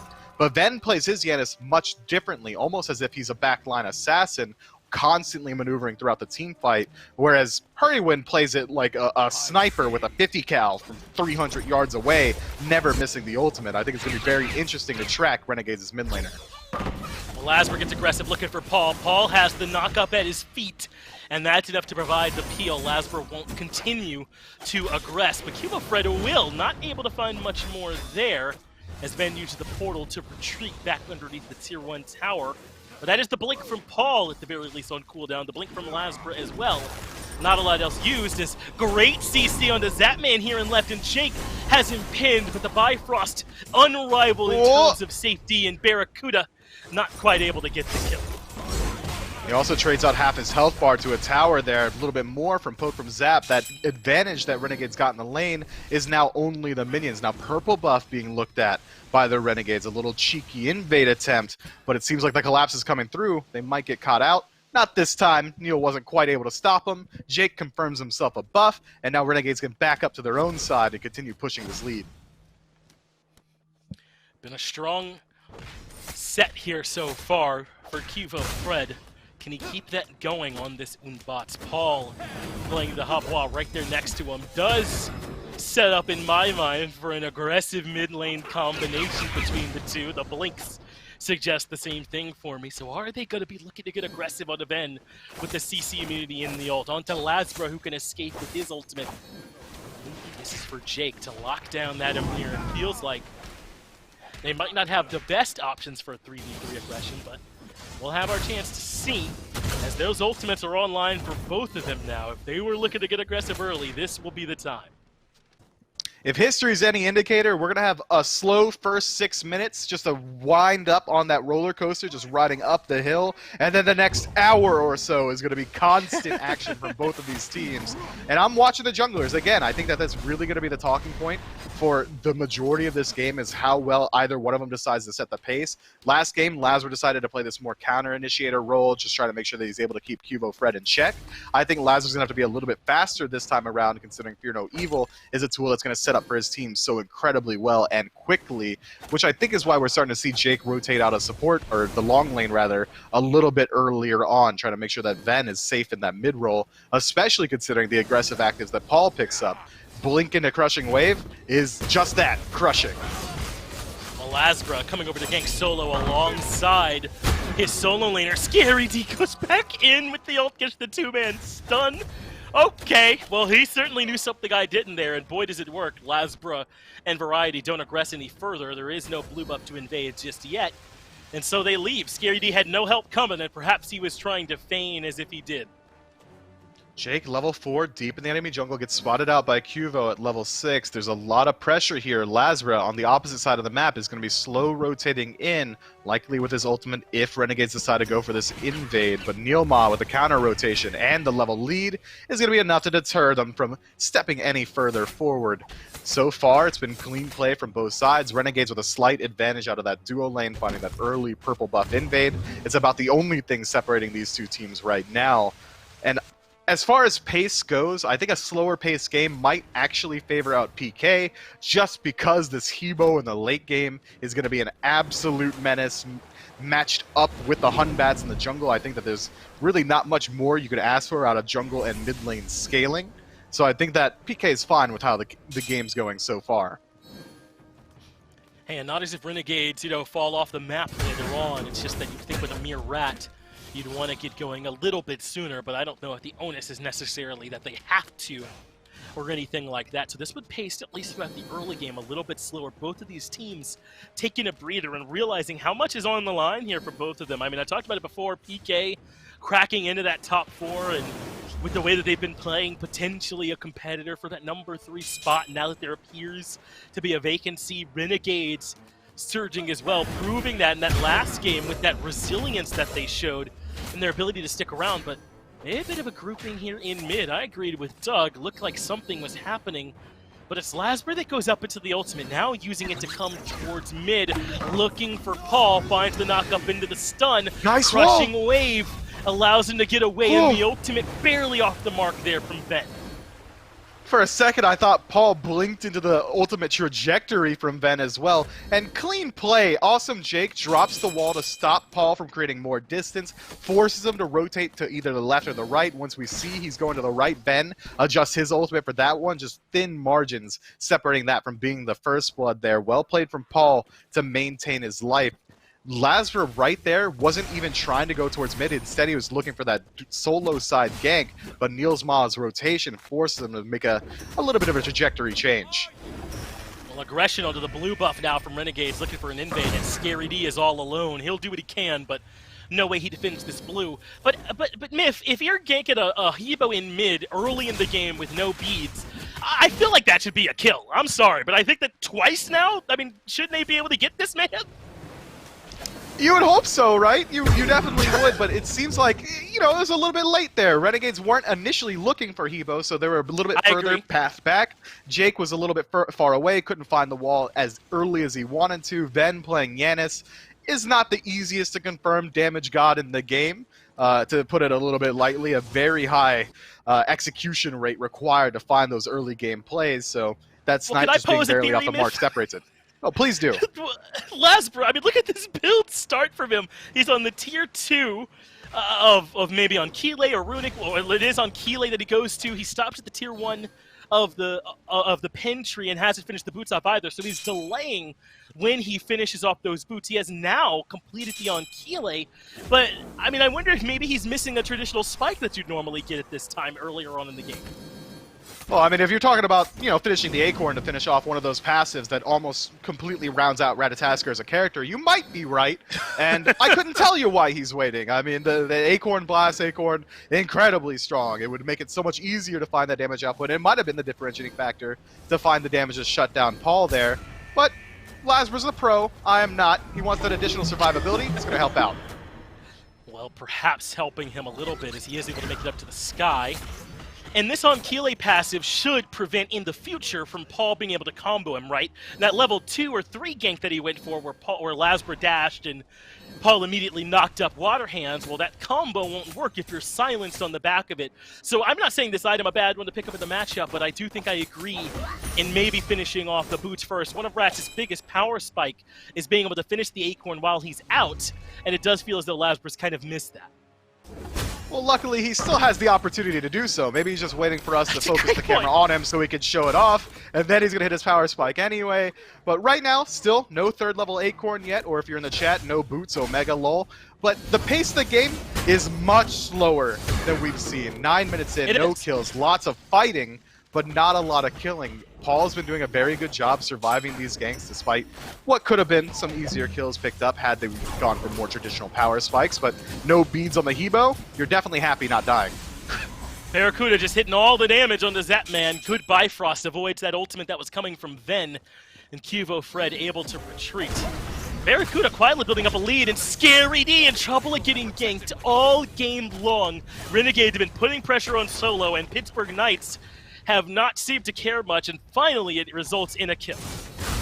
Yeah, 3 separate attempts, 10 minutes of constant pressure, and they're able to shut down Scary D one time, confirming a 1-level lead for Variety as well. Stona Gaia means that Variety is going to be very hard to gank in general by anybody, but Paul still going to rotate in. Has the blink available, no longer because of that poke damage from Lazra, maybe saving the life of Variety there had Paul been able to blink forward and find the water spout in a crushing wave. That should have been enough damage to finish off the King Arthur. Luckily for him, Lazarus there to keep him alive. And Renegades get themselves the first blood and a pretty commanding gold lead this early on. 11 minutes, 2,000 gold. That's huge. I mean, I got to imagine that their solo pressure has helped with that, throughout this game. It's not as if they've gone elsewhere to try and establish the pressure. Now, it does appear as though Barra has a pretty good lead over Zap as well. From we saw that last time they were fighting, I believe it was 11-9, and that extended to 12-10. So perhaps drawing, I mean, they haven't drawn any attention over to Solo, so Barra's just being ahead over here in duo, finding the crits. Yeah, Barracuda's got the RNG going for him, and I think Zapman's going to have to step back if that's how the crits are rolling. Look, we need Goremizer for that, but hitting a 5% crit 2 times in a row, Barracuda losing out on 500 health for daring to step up for even a second, maybe that's why he's got a little bit of a level disparity over there. He's not allowed to fight. Clearly, Barracuda, the crit numbers don't matter. He's just going to land them anyway. Well, what is your theory on crit percent? Because Aggro and I differ on this. I think that you have a set number of crits throughout the game and you don't want to waste those early on. But Aggro thinks if you're critting well, that means you're critting well all game. I think it's more so to do with cosmic karma. If you were a good person in your last life, that means that you're going to land more crits in any individual Smite game. And Barracuda, being the sweetheart of the Smite community, has earned enough goodwill with the crit and elo gods, all hail Wolfie 2032, that he's able to do things like that. And Zapman just has to respect it. Now, Doug highlighting for us with the explosive bolt. Obviously, some crit percent there for Jingwei already, but only the 5% coming from items, as Myth was mentioning for us there earlier. And looks like Pyro is being brought down now by Renegades, and really no one on PK around to answer it. So far, Renegades have kind of just done whatever they wanted to. Barracuda just choosing to have a lead over in duo. They've been choosing to put pressure on Scary without much answer, and PK have been responding slowly. It's certainly not a huge deal just yet, not a misplay or anything like that, but Renegades have built up a nice 3K gold lead, and PK has not really seemed to say much about it. In the early game, 3K gold could feel a little bit suffocating in matches as tight as this, especially in a Game 3 scenario, but it's around 4,000 to 5,000 gold that you start to sweat it. PK already is going to have a huge disadvantage if they decide to move into a team fight. Renegades have good space control as well with the Ymir, so we see them group up around the gold tree. It's going to be very hard for PK to work themselves in there, but with Ven on Yanis out of the mid lane, it means that you're lacking a lot of burn potential or even confirmation potential on these objectives, which is why I think we're starting to see Renegades not really posturing towards the more difficult of the two neutral objectives between Pyromancer and Gold Fury, instead going for the one that has lower risk, but it's paying out for him.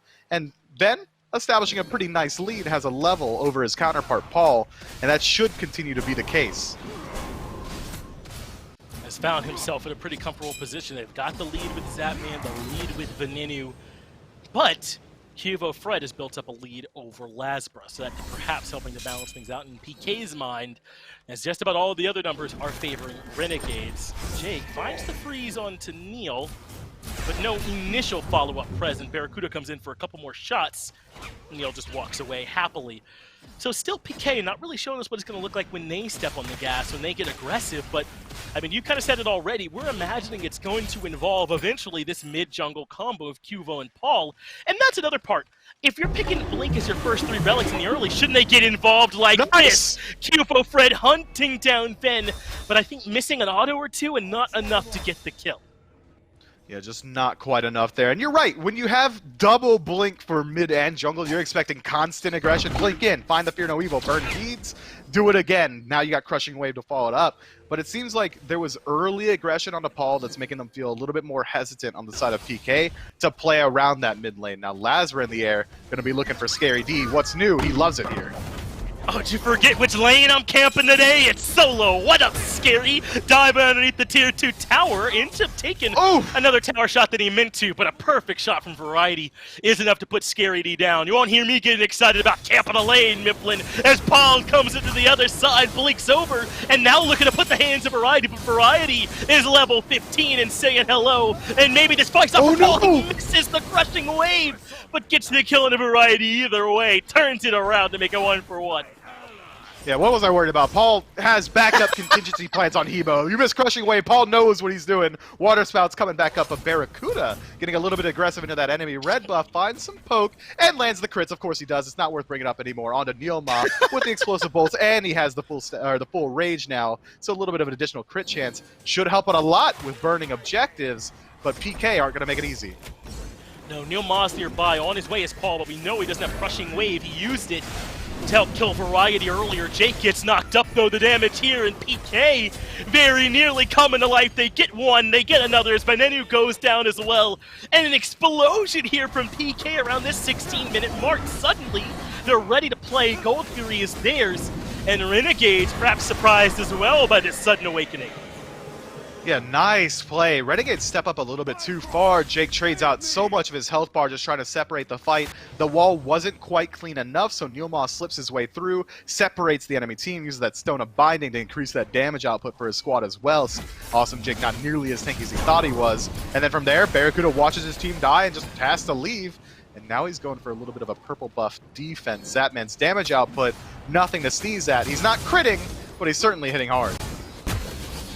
Putting out plenty of damage on both sides. I think it feels as though we forgot how much damage Jing can do as Cuvo rotates over towards Variety. Looks like he gives up on it, though. Doesn't want to hard commit. His through space of time was on the way. They were going to have an escape plan for Variety if there had been a heavier commit, but it wasn't necessary. Blink freeze from Jake gets the beads out from Paul. In comes Lasbra to complete the damage of the wall. Too good. Paul not going to make it out of there. Yeah, Paul getting caught out by the wall by Awesome Jake. I like what I did there. The clean play, that's how the engagement should go. Moves up, finds the freeze, immediately beads down. Water Spout doesn't quite find its way home, and now Neilma left largely alone in mid, trying to keep this tower afloat. A 3-man push with Paul dead for 20 should go the way of Renegades. Looks like it. Cuvo Fred is hovering. If they can get rid of these minions, it becomes more likely, but the wall cuts off that opportunity. The tier 1 belongs to Renegades, the tier 1 in duo belongs to Renegades, and the tier 1 in solo. They have cleaned up so far in terms of map pressure, And maybe that's part of the reason why they're so far out in front. They've been collecting towers and collecting pressure all game long. And it established themselves a 3,200 gold lead in their favor, and that makes it so much harder for PK to want to defend these neutral objectives. If Renegades aggress onto the Pyromancer again, and PK step forward and begin to lose a fight, they're going to have nowhere to run to, or at least they're going to have to run a lot further than Renegades would if they start to lose out on their own engagement. And that lead is with PK having the only Fury of the game. Very impressive, all things considered, that Renegades are this far ahead. But the thing is, now that we get closer to the 20-minute mark, it's not as if it's stifling for PK. You can find into this lead as Cubo drops the Fear No Evil. Renegades get the Pyromancer just barely, as Cubo couldn't contest that. Zapman gonna even the numbers back up a bit as he grabs the Tier 1 in left. Risky play from Zapman to be playing that far forward. There are 3 ways semi-global that Renegades can respond to a split push there. Jingwei can fly in through space and time. Jake can walk over. Well, and it's all happening at the same time, but it seems like Zapman with the Bifrost might be able to get out of here. Well, he's used it now, and hunting him down is Ven. Good Aegis. Immune to the damage from the Unstable Vortex. That might have been enough to kill, because I think they were going to meet in the middle. And fortunately, Zapman makes it out of there with that Tier 1 tower under his belt.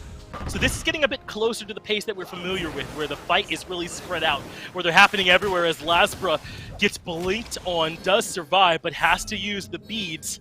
And Neomov feeling pretty good about collecting that relic.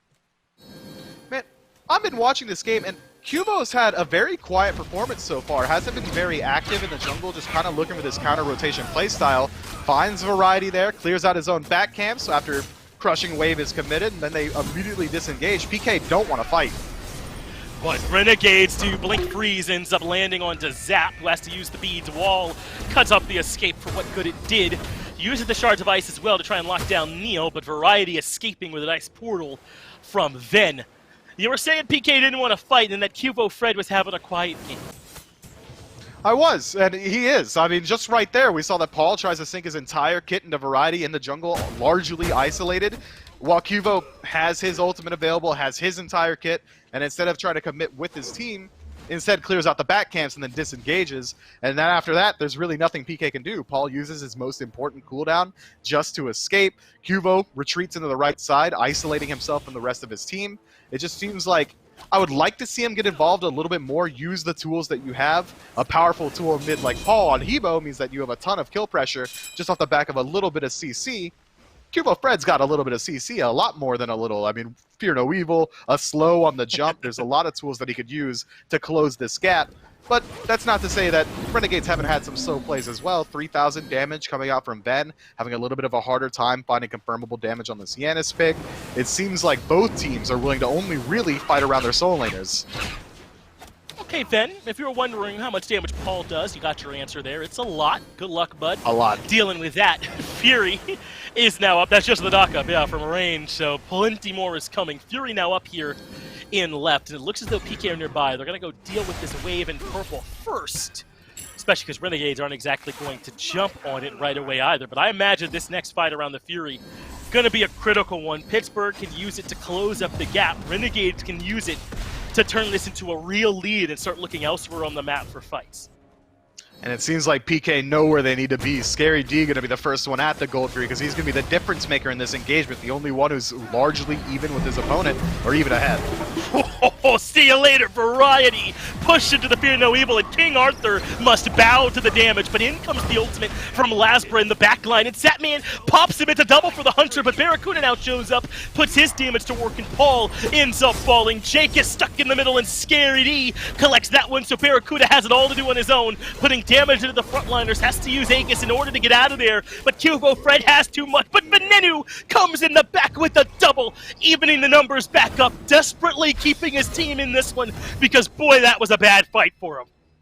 That was tough indeed, until Ven finds the through space and time across the entire map and drops Paul down to about 10% HP. It seemed like PK was going to run away with that engagement wholly, but Scary D was able to keep them afloat throughout the entirety of that damage, turns the fight around. Then Ven rides through his ultimate and picks up a double kill for his squad on his own. It's a fizzly fight. It's not going to amount to much, but PK are able to come out slightly ahead, I'd say, especially considering that they went in that engagement 4,000 down. You'd almost always favor Renegades around the Gold Fury. You feel good if you're PK, though, knowing that your team fight is solid. The Fear No Evil really isolated Variety early in that fight. He died instantly. They've got plenty of damage coming out from Zapman as well. He got the double at the start of that fight. So Pittsburgh Knights have fight potential. Just got to make sure they avoid things like getting clipped by the through space in time or Benenu weaving his way in for unsuspected damage. And I think they'll feel a lot more comfortable the next time around. But it's going to be hard to stop Ben from doing just that because he maintains all of his actives from that last engagement. Still has the beads and the Aegis, which means that Cubo really can't look to shut him down on his own in the back. Instead, I think the best that we can expect from him here is another Fear No Evil onto a frontliner. We saw now that Variety is squishy, which is hard to say looking at his build, but he is.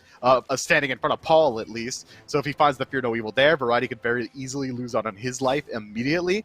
The frontliners of Renegades are going to have to play incredibly safe because of how hesitant Cubo is to drop that ultimate into any situation where he doesn't think it's going to be a confirmed kill.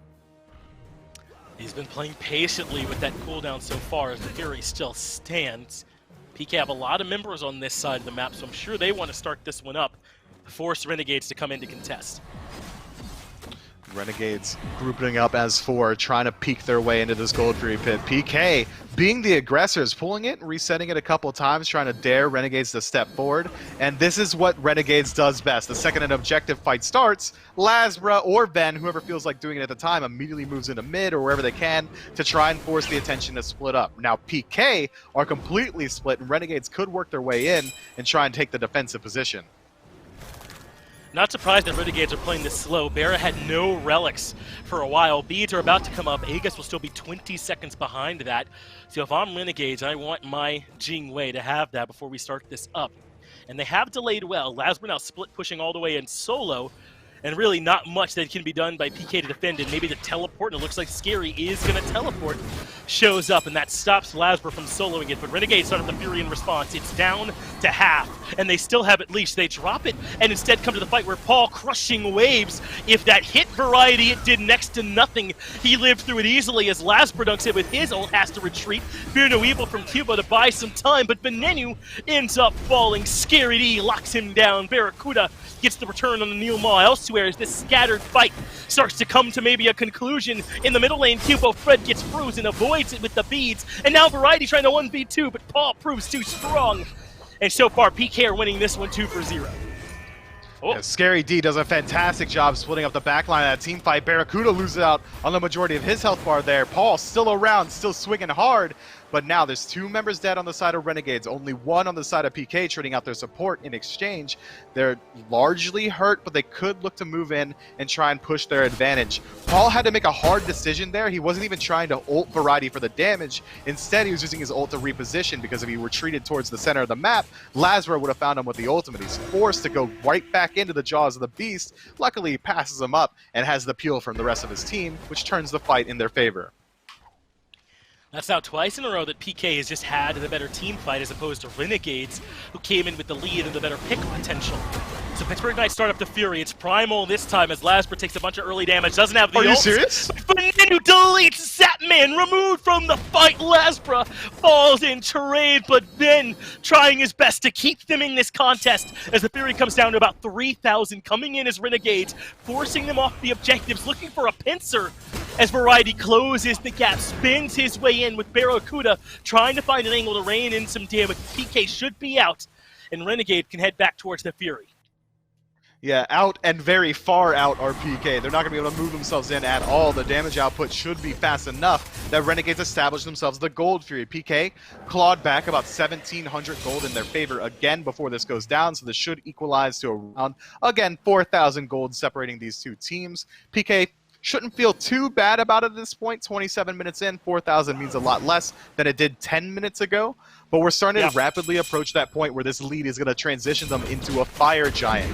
If we can have Ben start off each one of these fights like he did that last one by one-shotting Zapman from his base, by the way, from his literal base, he one-shot Zapman. That's fantastic. Force PK to play the 4v5 game, but Cubo does a good job inside of those elongated Gold Fury fights to close the gap once Ben is actually inside the fight. He saves the Fear No Evil until he has a good opportunity to separate the core members of Renegades, and has been working out pretty well. It seems like PK's strategy is fight around Paul, wait for Cuvo to find an ultimate. Renegade's strategy is anyone who steps too far forward, we're going to try our best to pick. Then please hit your ult, please.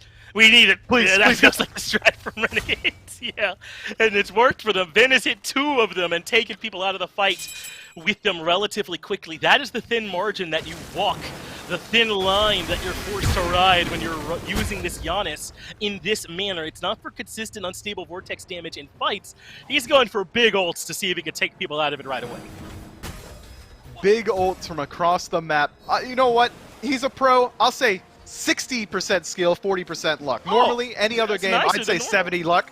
Yeah, so I'm in a good mood today, and it seems like Ben's got some good shots. But right now, Renegades are in a position where they are so far in the lead that I want them to push it. They don't need to do this split push strategy. They can group up and take a team fight cleanly. It's nearly almost 7,000 gold separating these two teams. Force them to respond to you on Fire Giant. Or you can continue doing this, have Lazarus split push the left side of the map, force 2 members to respond to it, and now you're in a position where Renegades are 4 versus 3 on the Fire Giant side of the map. Fire started for a moment, but Renegades not serious about committing to it just yet. Not without some kind of tangible, substantial advantage over PK. PK now with 4 blinks to their name, by the way. Scary has 1 as well. As that, I considered the beginning to be their strategy, right? This all-in engage with Fear No Evil and Crushing Wave and an execute to capitalize on the back of it. But that's not really been the case. Despite these aggressive relics, I mean, even the Sunder, PK have played this one relatively slow. They've looked strong in team fights, but they really have not looked to try and start fights on their own or really do much proactive so much as respond to Renegades. Yeah, PK is playing guerrilla warfare run and gun style. All right, someone stepped up too far. Hit him with a water spout, Paul. Okay, back up. They're moving in. Make sure you don't get hit by Ben's ult. They've got a sniper. Get down in the bushes. Whatever it takes, but it seems like they're really, really hesitant to take an engagement, which makes sense when you're this far down in gold, but it doesn't make as much sense for the Renegades to be allowing PK to take these elongated fights. When you're this far ahead, when you have tools like Ymir that can separate the team fight, or divers like Variety on this King Arthur, who's level 20 by the way, and full build, he should be able to get in there, try and close the gap to Paul and create space for his carries to find damage, especially considering Barracuda decides to go for this crit build, finish it up with an oboe. It's a little bit of a hybrid crit build. A little bit more attack speed than you're used to seeing over there. Almost has a full stacked rage as well. With all these tools, I would love to see Renegades just group up and force an engagement. Yeah, I was just thinking that neither one of these hunters have Silver Branch, though they have almost everything else you need. Berserkers and Rage showing up as the outliers in those hunter builds. Silver Branch's a pretty good part of that attack speed build, so I'd want it, but maybe these two hunters, I mean, we know from watching Zap streams, he likes the defense.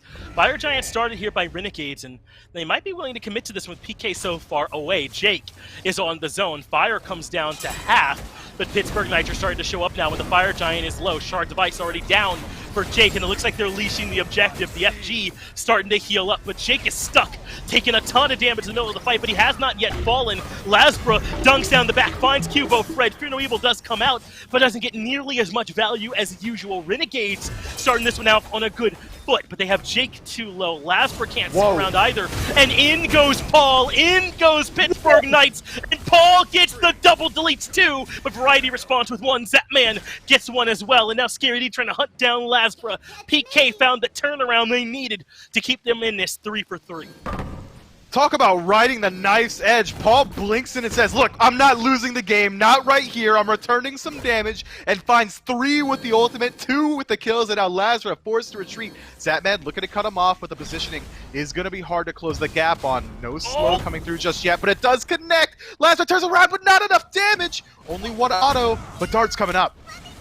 Yeah, not going to be able to live through that one is Lasbra. But didn't you feel like Paul had the anime flashback? I can't lose here, and he blinks in for the double. Absolutely nuts what he's able to do for PK back on that Fire Giant, and that was enough to keep Renegades off it. Even able to come and find this tier 2 tower in left to even out this gold even a bit more. I mean, we're 33 minutes in. It's hard for 1,200, 3,500 to matter much here at this point in either category. It's going to come down to execution. Can Renegades make their strat work if they don't take care of Paul at the beginning? Look, Finch, I think you may have hit on something important there. Paul is the anime protagonist of PK, right? Like, it's gotta be. Yeah, him. we He's used to got think it all was the Zap, power. Yeah, we used to, but Zap's like, he's the wizened mentor who's been in the scene for a long time. He's just around to train up the next group, and now Fire Giant being contested by PK. They started, it's burning fast. Yeah, Cubo Fred drops the Fear No Evil. Fire Giant goes to Renegades, and PK have some low members, but so much variety, and they're chasing him out on the left side. Scary D gets walled off, so we can't find the execute onto Jake. Meanwhile, Neilmon gets the push onto Vera, but might end up just throwing his life away, gets stunned out, and Venenu gets the kill. Fire Giant on everyone but Lasbra, and PK are down Neilmon, no ultimates to their name, and barely any relics. This might be Renegade's time. The Renegade strat of Ben, please hit your snipe, comes in clutch there to steal away the Fire Giant and take away half of Neilmon's health bar, and now they can push in easily. Cubo Fred, no fear, no evil, means he might as well be a sitting duck in this team fight because the core members of Renegades are all healthy and moving in. Oh, it's Scary D's in a whole lot of trouble. Is able to get that dash off and barely live, but Mid Phoenix goes down. Lasper, you cannot go in there. It's a suicide mission, so he turns around towards this other Phoenix instead. It's low. They don't have a minion wave here, but they can start to burn it. But Pittsburgh Knights surge forward. Scary D first with a ton of damage, but a great wall from Jake does keep them at bay. That might have saved the fight as Renegades start to disengage. But PK do maintain that right side Phoenix. These walls from Jake have been so good just to separate these engagements. Had Paul been allowed to keep moving forward with his water carpet, they might have been able to return some kills there because of the aggressive pathing that Renegades decided to take. But instead, Jake immediately stops him in his tracks. It's just Scary D who had his blink available to him, which means it's just Scary D in the depths of the team fight. He does make it out alive, as do the core 5 members of Renegades. Now Fire Giant on 4 members for the next 2.5 minutes. Tier 2 tower still available on that duo side of the map for Renegades to strip away. I don't think PK are going to try and put up a defense there, but stripping away a Primal Fury, no complaints from me. No, they'll happily take it, and that should make things a bit easier for them the next time they're over on that Fire Giant's side of the map, doing more damage and taking less damage. Now take a look here at Barracuda's build. He's rounded his out with some defense, just like Zapman, but I think Barra's might be a bit more effective. That Mantle proc could end up coming in huge for him.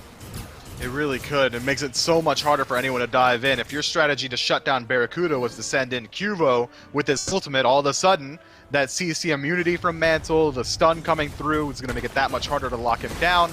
Jingwei's inherent safety in the kit means that he'll likely just be able to ult out of the majority of situations. I like this strategy, and now he's not sacrificing too much in terms of damage. He still has plenty of crit and tank shred potential through this attack speed and kin size.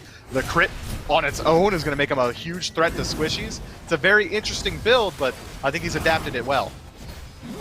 Left side Phoenix is the siege here from Renegades. Low is Jake. His Scary D punishes him perfectly, but Lasbra, as he's done all set, has become part of his new identity with the right lane split push and is able to burn down one more Phoenix. So yes, you may have gotten awesome Jake, you may have killed our Amir, but that's because you weren't looking at the right spot while Lasbra took right side Phoenix.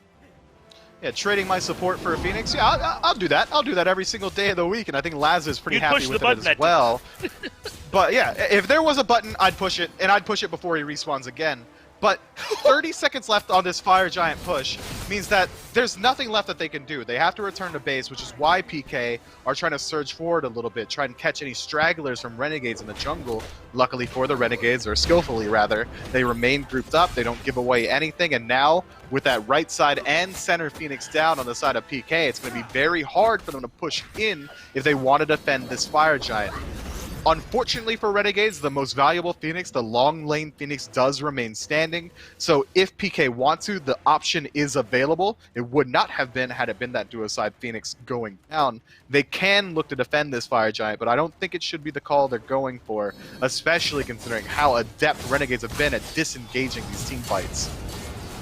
They've looked clean so far, haven't they, Renegades? I mean, it has not been perfect by any means, but they look much better than we saw them even 3-4 weeks ago. Pittsburgh Knights as well have been ascending. What we're really seeing is that these two teams, Renegades in particular, who used to be struggling, are capable of having these really high-end, top-level matches that we might have thought weren't capable a month or two ago.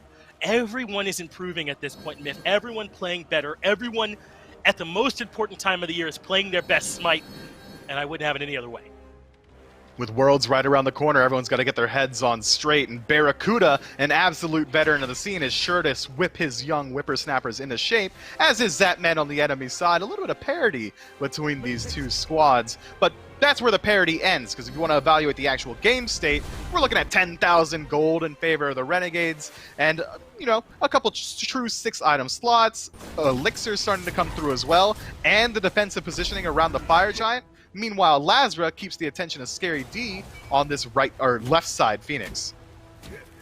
That does seem to be the case. Renegades considering starting up the Fire Giant, but seem to have to give that one up. Lazra disengages from Scary and starts to rotate away. Neomaldo has pushed Variety into the wolves, and they've got the damage, but Crushing Wave wasn't there. Variety makes it out. Cubo comes in with the Fear No Evil, but still, Variety stands. Lazra in the ultimate dunks on the Cubo. Fred can't find the stun, so that leaves Jake all alone, dying to save his team, and no one there to help. Look, shouts to Jake doing exactly what is expected of him there, but Cubo initiating on that backline with that ultimate drops so many people low that even if Renegades wanted to step forward and try and regroup around Jake, they couldn't. They were too low. They can't take that engagement. Unfortunately, Paul doesn't find the Crushing Wave, which does force an overcommitment from PK, trading out what could have been just one ultimate for 4. But Scary D maintains his, which will be hugely impactful in this team fight. He buys a lot of time for these ultimates to come back up as well. Jake being dead for 40 seconds means that PK are likely not going to have to worry about the Fire Giant for at least another 40 seconds. This Oni Fury spawning the next 20 seconds, on the other hand, could be enough to open up the map for Renegades if they're able to confirm that for themselves. PK are going to have to address those waves so that their Phoenixes don't go down, but it seems like PK is not waiting for that chance. Instead, Fire Giant's getting pulled. They've got the 5v4 advantage, so they want to get aggressive while they can. Fire Giant down to half. Barra had to use his ultimate defensively, and the chances of defending this for Renegades are getting slimmer, but Lazra trying to loop around to the back of the fight. Fire Giant now at about a quarter, and still PK, or rather Renegades, haven't made their way in. Now Lazra getting aggressive. Crushing Wave is the response, and he barely gets up to the ultimate in time, so he will disengage. Fire Giant reset to half. Pittsburgh picks it up, and Renegades are done fighting at this point. Yeah, it seems like Variety's the only one who's still hovering around, but PK are going to pick it up cleanly. But now's the disengage. They have to make it out alive. Make sure Phoenixes get through this situation as well. Renegades are going to do the best they can to make the best of a bad situation, grouping up around that Oni Fury. But it seems like PK is not willing to give this one up for free either. The 3 core members moving in fast. They are trying to see if they can defend as the Oni Fury gets lower and lower. Fear No Evil from Cubo. Fred comes out. Fury ends up reset, and Jake is in the middle of a fight, but Zapman goes on to the Bifrost. He leaves, and that leaves Jake trying to regroup with the rest of the squad. They're disengaging, but Neo won't let them beat, I believe. Yeah, come out from Jake so he can stay alive. And Renegades just on the disengage. PK will take the Oni Fury for themselves. A huge boon to go alongside their FG. And a lot of pressure on the map as well. Now they can split up their push, and they've got multiple ways to split push. It's not just going to be send one guy over. You've got some enhanced minion waves that are going to need to be addressed. We see a blink forward there from Neil Ma trying to see if he can find anything else. Doesn't quite put him in position to find the kill. So instead, it's going to be a blink for nothing situation. But now Fire Giant on 5 members of PK. 3 towers still standing, and a Phoenix as well. It looks like a split push situation, a 3-2 split with the 3 core members on that Phoenix side and 2 in mid. So Pittsburgh Knights start up the mid tier 2. Take that down pretty easily. I mean, at this point in the game, 42 minutes in, Renegades will be defending on their Phoenixes. These towers don't matter much aside from that Titan health, and it's not worth going out there to fight. Scary D steps forward. No relics for Jake, no blink or beads. Fast. A lot of the blinks down for PK, but they take care of the left side Phoenix instantly. Renegades have no chance to defend, and already Pittsburgh Knights back up. And look, all the Oni waves aren't even here yet. They still have to deal with them. They've got a lot of time to work with. I think that PK is looking to make a game-ending play here. Normally, you'd see them group up on that right side and try and strip away those towers for that Titan health, but instead, make the power play while you got fire, put Jake out of position. Jake goes to the shards of ice, gets hit by the crushing wave and the execute from Scary D, so Jake goes down first, but Paulo Lasbra does his job and gets rid of the Hebo on the other side. Blink allows him to get away from the damage as well, and he lives. Veneno able to hunt down Neil Moss, so it's actually a 2-for-1 in favor of Renegades. Now Variety stuns out QFO Fred, tries to keep up the chase. Veneno comes in, unstable vortex for additional damage as QFO Fred has already used the beads, goes back towards Barracuda, who happily takes the kill, and now they got the 4v2. 3 members dead on the side of PK for at least a minute. Paul was a little bit slow, or Cubo rather, a little bit slow on getting that ultimate down to keep Paul alive. Will go to the minions, but now they're going to that mid-side Phoenix. Renegades looking for the push here with PK only having Zap and Scary D. No ultimates available on either. They're likely going to have to give this one up for free, but it seems like Zapman posturing forward just a little bit. Not enough to trade his life. He doesn't want to make it risky, and Renegades going for the end? They might be. Knock-up lands to the Scary D first. Lasbra ulting from outside the mid. Phoenix, no damage onto the Titan yet as the knock-up lands all onto Scary. Now they finally put some damage towards Zapman, but Lasbra ends up low. Avoids getting into the execute, and the Titan is down to half, but Renegades, they're too low. Look how low they all are. They have to disengage. Pittsburgh Knights, with just Scary D and Zapman, pull off a big defense. Oboe's all you need sometimes. That damage just ticking through constantly was enough to scare Renegades off. They do. Or they just have to find the ultimate from Scary D to completely turn around that fight, but it's just a little bit off the mark. Overall, clean play. I think Renegades make the right decision to leave there. It wasn't burning nearly fast enough, and now PK, they don't have their mid Phoenix anymore. Both Titans going to be falling low, but the more important Phoenix in that long lane went the way of PK, stripping away from Renegades. PK can very easily contend with Fire Minion waves, leeching their way down the mid while they try and go for the Fire Giant, whereas Renegade's going to be on the absolute opposite side of the map. They've got tools to deal with this. A teleport and Variety means that he can try and handle it himself. Global Ultimate inside of Ven or Lazar means that they either one of them could go over there too. It depends on how Renegades want to play it, but Fire Giant spawning in 40 seconds, they're going to have to make the decision quickly. They are. Pittsburgh Knights have moved up in the map, pushing up the mid-wave as you predicted they would. Though, of course, it makes a ton of sense to get these Fire Minion waves as soon as possible. PK don't have the Fire Giant. That'll be up in about 20 seconds. So all this pushing might be to make it easier for them to move over and do that objective. Meanwhile, Renegades had the exact opposite situation. Their Fire Minions are right outside their left side base.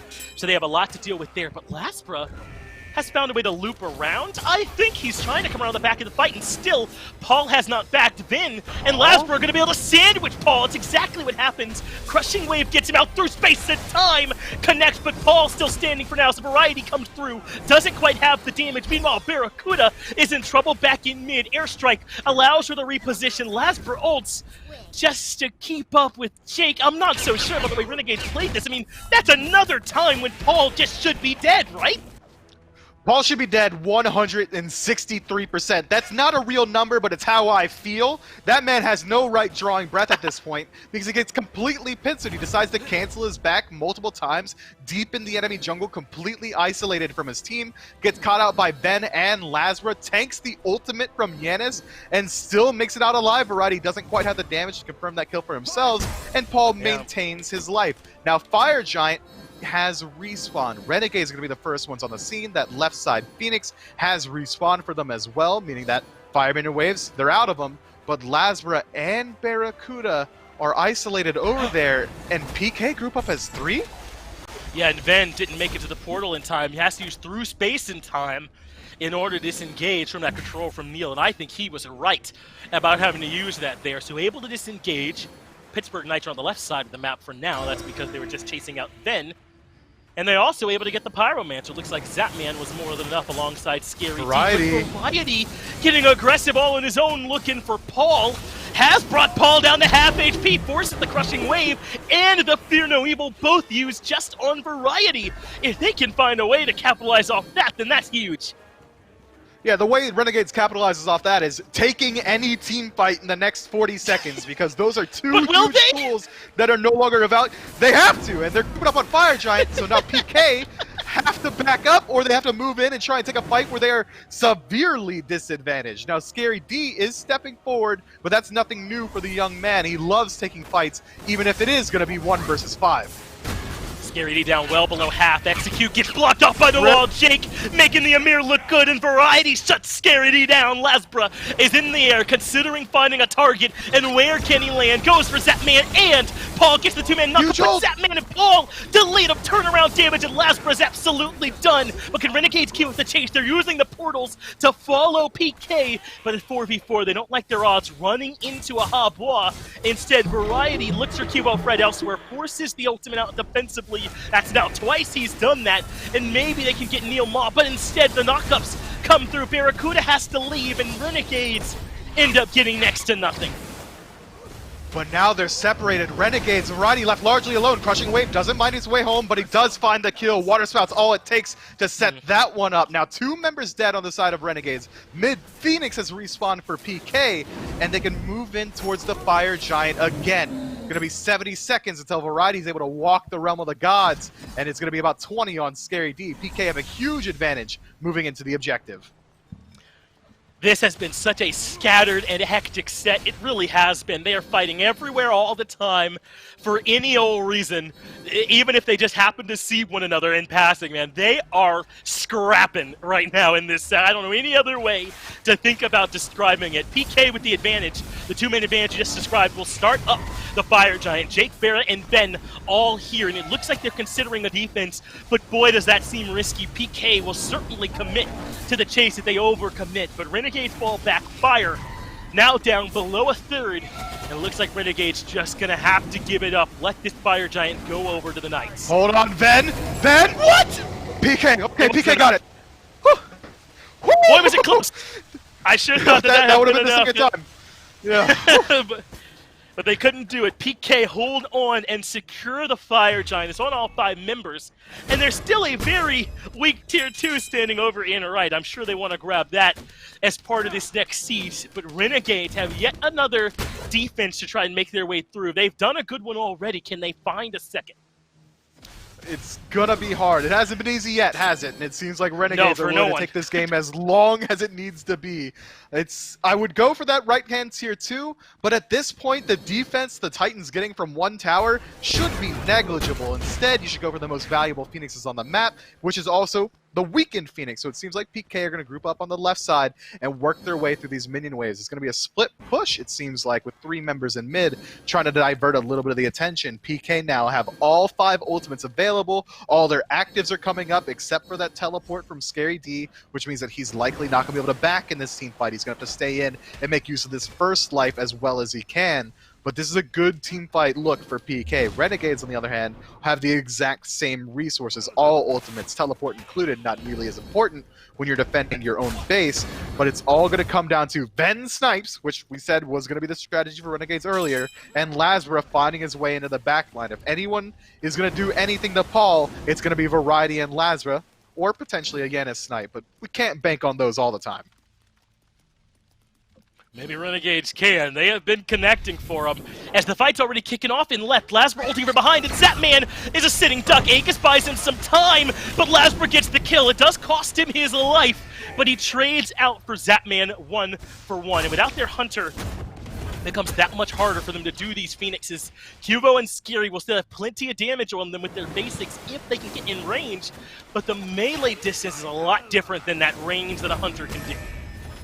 Hey, Paul's swinging for 200 at this point as well with the Enhanced Fire Giant, so it shouldn't be all doom and gloom for the PK boys, but it is going to be certainly much, much harder to find that damage output on these Phoenixes, and it seems like so hard, in fact, that PK aren't going to risk it. These guys, we've been using the word clinical to describe them in the past, maybe a little bit more of a mud fight this time around, but the mentality is certainly still there. Not going to go for the risky engagement without team captain Zapman behind them, so instead backing up to the Primal Fury, eyes glued to the future.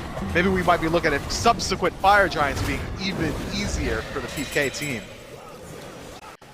Primal is now in their coffers. PK and Renegades continuing to battle along these thinnest of margins. And now we're reaching the point in the game where we like to talk about mental damage. The mental damage from losing this set at this point, it's going to be hard to walk around with, I'm thinking here, for PK and Renegades. They put so much into this set. 2 40-plus minute games and no game less than 30. It's a lot of battling to walk away with nothing but an L. Yeah, it's going to be everyone walking home or walking wherever they got to go after this set with like the Arrested Development, like Snoopy, like sad walk, head drooped if you lose this one. Neither team willing to put up with that. That's why we're seeing such a scrappy engagement. But it seems like PK no. 30 seconds left on this Fire Giant power play. Renegades aren't going to step forward, but PK are going to get the defensive positioning. They should get the vision advantage. They should get this Tier 2 tower. I wouldn't be surprised if Neomod takes it out with one hit himself, and that's all it's going to take. But right now, game's completely even. All Phoenixes, all 6 of them in the game, available to both teams. Pyromans are going to be the only thing separating these two squads. That additional mobility, not normally a huge deal, but it should help out in this Fire Giant dance. You mentioned the sad guy Arrested Development walk. Which Arrested Development character you most like? I'm going to say maybe Funke for young Mifflin. Man, I want to be Michael Cera, okay? That's all I want. But like Michael Cera, like 10 years down the line. 10 years down the line, like after the plot of Arrested Development concludes. All right, production agrees with your maybe. I'm taking the W. Yeah. I don't want it. That's fine. Whatever. Let's focus on the game, Finch, okay? Yeah, game 3 situation. 54 minutes in. We got to focus up like Neoma is blinking in, trying to find a pick in mid. But Jake, just going to walk out of that situation. You really don't want to be maybe. If we're coming back to this, I'm with you, though. As we are 54 minutes into this one, and who knows... I mean, this next fight has to start around this Fire Giant, right? I mean, 10 seconds from now when it comes back up. But Zapman has lost the beads in mid. Jake has just caught him out all alone. But maybe they'll end up getting punished for it. Scary and Neomok come in looking for more. Good portal from Ven. Cuts off the aggression. And Renegades make it back to parity. But without those beads, Lazarus should be gunning for Zapman. Absolutely. If Lazarus doing anything besides going up into Yggdrasil and laughing from the branches as he dunks down on his Zapman, he's misplaying, okay, as far as I'm concerned. Because this is the biggest opportunity that Renegades have had inside one of these team fights. But instead, look at Lazarus' positioning. He loves doing it. It's going to be a split push situation. He's the only one that can easily close gap. But it seems like Renegades are trying to split up the map as best as they can, which could be a valuable tool when you have a god like Ymir on your team. Anyone who steps too far forward gets separated by a wall. Damage output from Barracuda should be enough to put him down from there. Should be, and it has been a successful strategy for Renegades so far. This new split push method that used to be something of the old United way, right, with their Horuses and Giannis's over there, but it feels as though that might be a bit more of what we're seeing from Renegades, with Lazarus being willing to split push, with Ven being willing to sort of follow Lazarus around, and those two work as a duo and see who they can catch out and blow up quickly. We're starting to see a new identity for Renegades form around having added variety to the team and getting some extra clarity in that leadership role for this squad and knowing who's calling the shots in those tense moments and which one they're following, and it seems to have added a lot here for them. They are taking PK the distance this time, maybe even a little bit beyond here in this game 3. Fish, my mental's rocked. I can't believe you called me maybe, man. I can't be Michael. I'll be his dad. I'll be like anybody else, please. No way you're Michael. Let me be Michael. That guy's whatever. All right, smart, industrious, capable, all that. All right, well, if you want to word it that way, just call me those adjectives, not the person who you're using to describe them. It's fine. It's fine. Look, let's get back to this tense moment, this 56 minute. Don't do math. I'm not doing math. I'm trying to read a clock. Can't even do that. Renegades grouped up as 4 on the left side of the map. It seems like it's so tense around this Fire Giant with neither team feels confident enough to step into it that they want to go ahead and try and take a fight elsewhere on the map. And now, that man caught out again, loses his beads again. As soon as they came back up, they're gone. Now Zappy is going to make it back to the Bifrost, but it leads him back up into the jungle. Had some backup there, but look how low Jake is. He has to retreat as well. How has the fight gotten this scattered? Lasbra off on his own to the right. They seem to have come back to their own teammates now. Pittsburgh grouped up.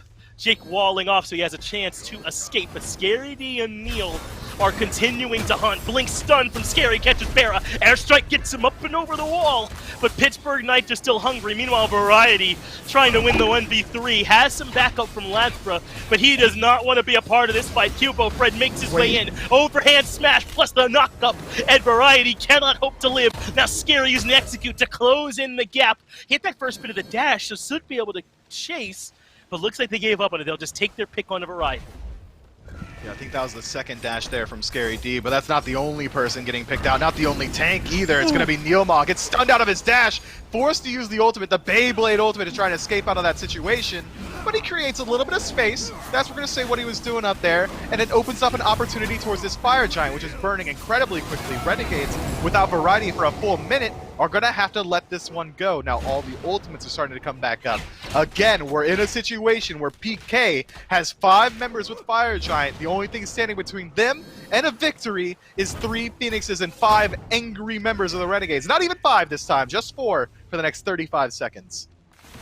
And variety's been huge for them in these fights. Losing him is brutal as Lasbra once again ults from the back line to try and catch them off guard. Pittsburgh Knights have switched the shot and came over to left. Phoenix instead goes right for Zapman, lands on him in the back. Benenu gets the damage. Perfect combo, but they end up losing Lasbra. He dies right away too. Left side Phoenix goes down, and PK again without Zapman might have to give up this chase. Wait, that wall is hugely important. It forces them to engage because they're split off so completely. Barracuda caught out, forced to use the ultimate defensively. Now Jake, left alone, uses his ultimate to avoid the CC. Clean play, but now he's left alone.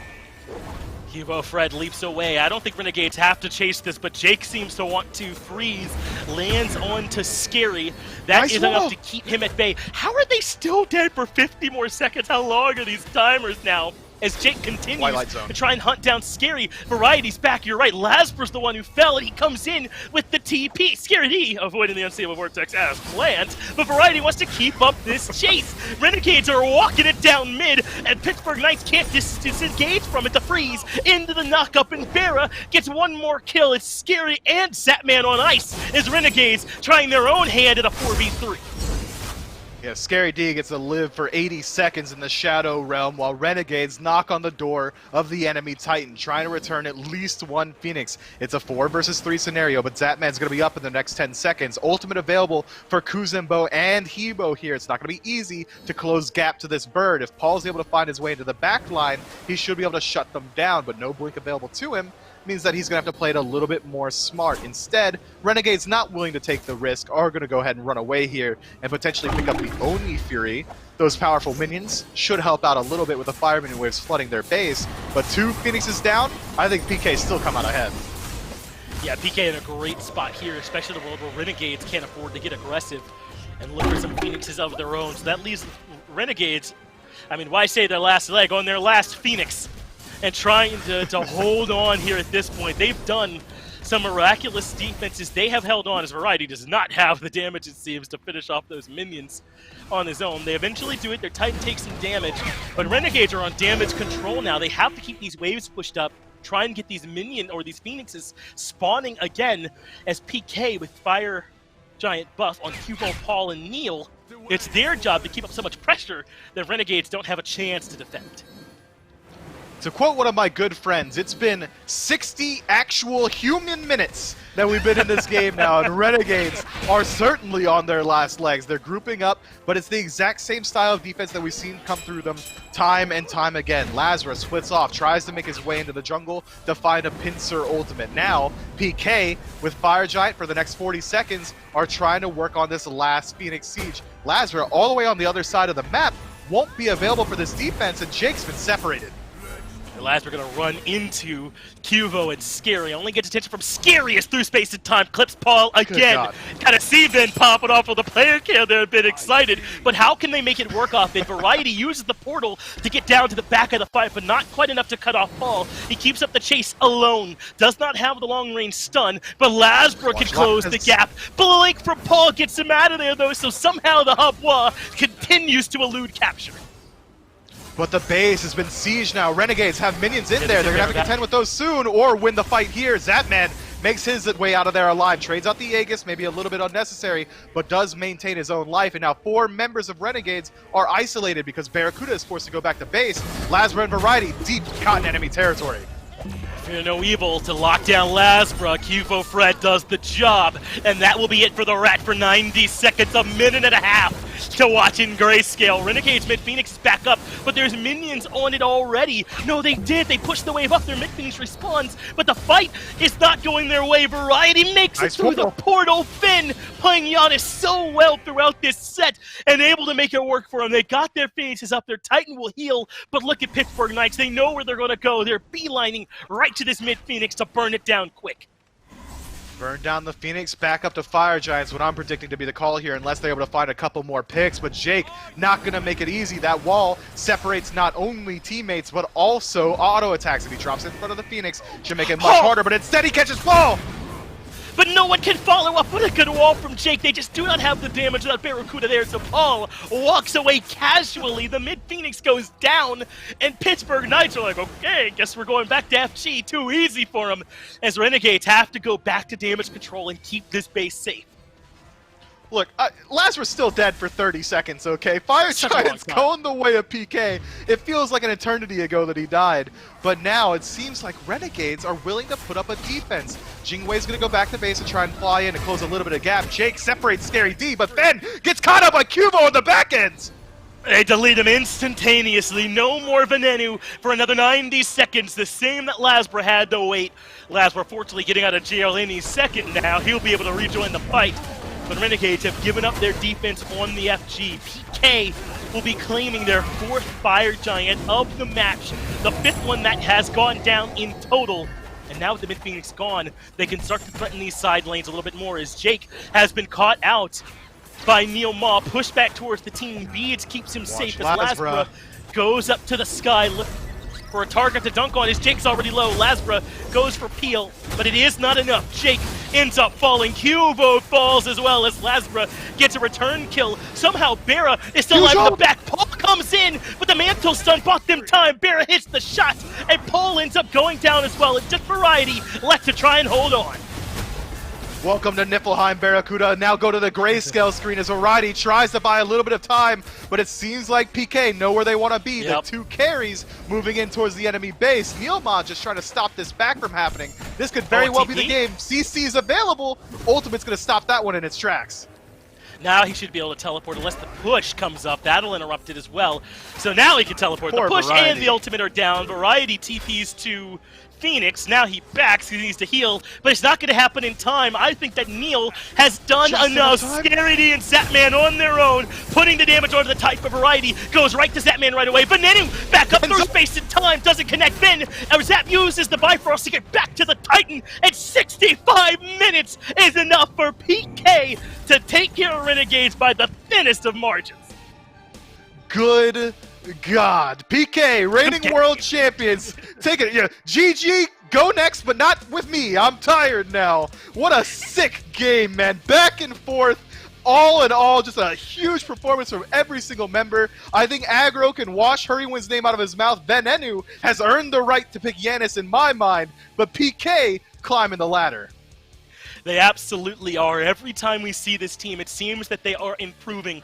Now, this feels, for a team, if they have aspirations for the top, maybe a bit like a Subway here with Renegades, but Renegades put up a hell of a fight. I don't want to take anything away from either of these teams here at this point in MIF. This was just a heavily contested set by 2 teams that were willing to do whatever it took to win. Was enough. PK are the ones that come out on top. Quick break. We got to get MIF out of here. We'll be right back with the desk.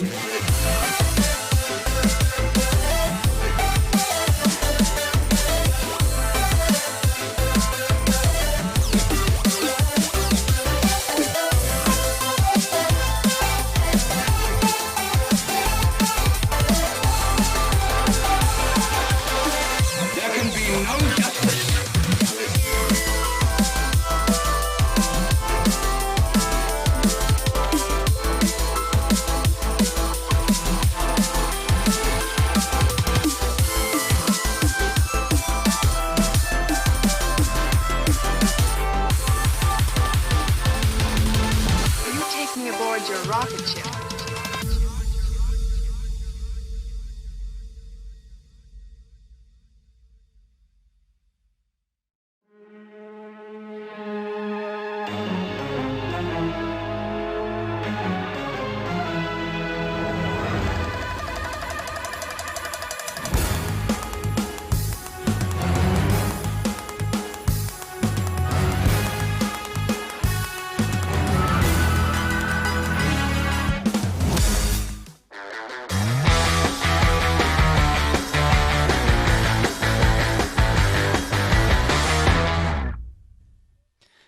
Well, we better not catch you napping through that one. 65 minutes to be able to find themselves a win, but PK finally do it at the end and get themselves the 2-1 victory. But Aggro, before we get into breaking down that game, I want to give you a little overview of Season 7 right now. Roll it back. Sure. And you're looking for Phase 2 here. 61 minutes, 26 seconds. Renegades beat Ghost Gaming just a few weeks ago in Week 7. That was, up till now, the longest game in Phase 2. You roll back all the way to the playoffs. 63 minutes, 13 seconds, where Ghost beat Radiance. And that was the longest game of Season 7. Throw them out the window now. 65 minutes, 3 seconds on the clock there as the Titan dies for this game. It is set at least this year's record. There's still a 77-minute game that happened way back in Season 3 that holds the record for the longest one, but let's be honest, a 65-minute slog, it was still a fun one to watch. It was very, very back and forth. It just felt like both teams could end at a moment's notice, and both teams basically almost tried to end. More so Renegades than PK, but I think I gotta really give some credit to the PK overall unit of Scary D and Zapman. Those two in particular I thought had fantastic games. Those are the two that ended up holding, at this moment, 43 minutes in, whenever Renegades went for the end. It was only those two up and standing, and those two were able to stop it from happening. Zap on the Heimdall, I mean, it is not easy playing against the backline dive the Renegades had. Ratatosker, Janice, I mean, these are gods that get into the backline quickly and kill you quickly. But Zap was able to stand tall. 50k damage for the young man. I mean, that is crazy. That's a lot, to say the least, I think. You look at this game, and I don't think you can look at it as anything more than the Renegades, I think, really showcasing what they have to offer right now, as well as the Knights. I mean, we've been talking about this team. The whole point of this set at the very beginning was how they've been on the rise. They're fighting for 3rd place right now, and as such, because of this, have now tied themselves for 3rd place with Sanguine, although it takes them a little while to get there. But you're having this huge conversation around the Knights and how important it is in the standings and what it's going to lean to. I think even more so you have to talk about the Renegades because of the fact that they're able to push them not only to Game 3, but to 31 minutes, to 41 minutes, to 65 minutes here in the last game. They do not make it easy for the Knights the way some of these other teams have, and just makes sure to kind of reinvest in the thought that anybody can beat anyone here, and it could be anyone's game at any given moment, even though the standings maybe don't indicate it the exact way you would expect. Now tied up there for 3rd place, 8 and 6 are the Knights with Sanguine. On the rise, even though it's a loss, it's 4 and 10 for the Renegades, but I think you look at a performance like that, and you look at them potentially facing off, let's say, against Radiance sometime in the future, which they will have to at some point relatively soon. That's something they're going to have to deal with. It's not going to be this week. It won't be next week either. Next week, Renegades will find themselves against Obey and Ghost, so they get a little bit of time to try and figure out what they're doing. The Knights, however, they get a 2-1 win here. Their next one's up against Space Station. Tied for 3rd, finally. It feels like a good day for them. Really good time to be a PK fan. Well, it's a good time now. You probably had some white knuckles during this set with how close it was, but the boys who have been sticking with the PK team this whole year, where they were struggling against the top half of the league, basically, they're raking it in now. That well deserved, man. This team is really playing on fire. As you said, we're just hoping that they don't peak too early, because right now they're looking like they're in peak condition. Well, who better to know if they're feeling that they're at their peak right now or if they're getting right on the right curve to go up towards the top than some of the players from the Knights. We actually have Neil standing by, who just had a great Kuzenbo game, to talk to us about that set. Thanks, Score. I do indeed have Neil here with me. And Neil, man, I know that it was a lot of games. It's going to be hard to get you to go back to any specific moments. But can you talk to me a little bit about what Kiro's been able to do for this team the last few weeks? Because we've been saying that maybe his start wasn't what we expected, but I think he's really been coming on into his own lately. Has that been something you all have worked on, or how is he looking here as part of that team? Yeah, he's looking really good. I think any person stepping into a group of 4 already established guys, it's kind of hard to find your place. It's kind of easier for us just to kind of try and plug and play him, but for him to find kind of our identity and spot himself in isn't necessarily easy. I think it's a little bit different than his role on Diggs. So just the type of player he is, he can definitely just adapt to any type of play style, and you can see that now. He's not 100% our play style. It's a nice mix between us and what he had on Dig, which I think is good for us as well. But you can definitely tell, yeah, he's definitely playing really, really well, and just throughout these last few months, especially since he started gelling a lot better.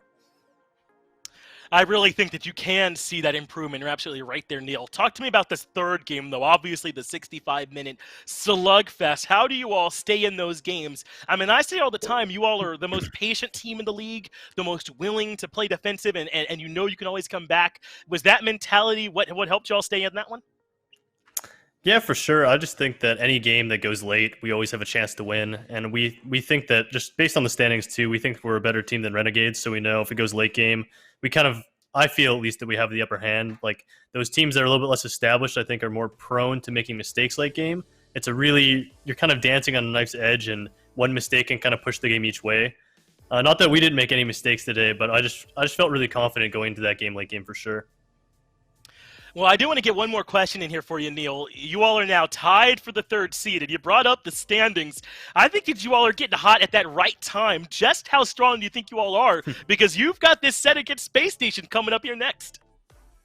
Yeah, I think it'll be a really fun set. I think that winning it would be fantastic. At this point in the season, it's just about how you peak for Worlds, right? And we're a team that's really coming together these last few months and really putting in the work and just making sure we're on the right trajectory for the end of the year. So I think that it'll be a good milestone, because that team is white hot right now. They're doing phenomenal.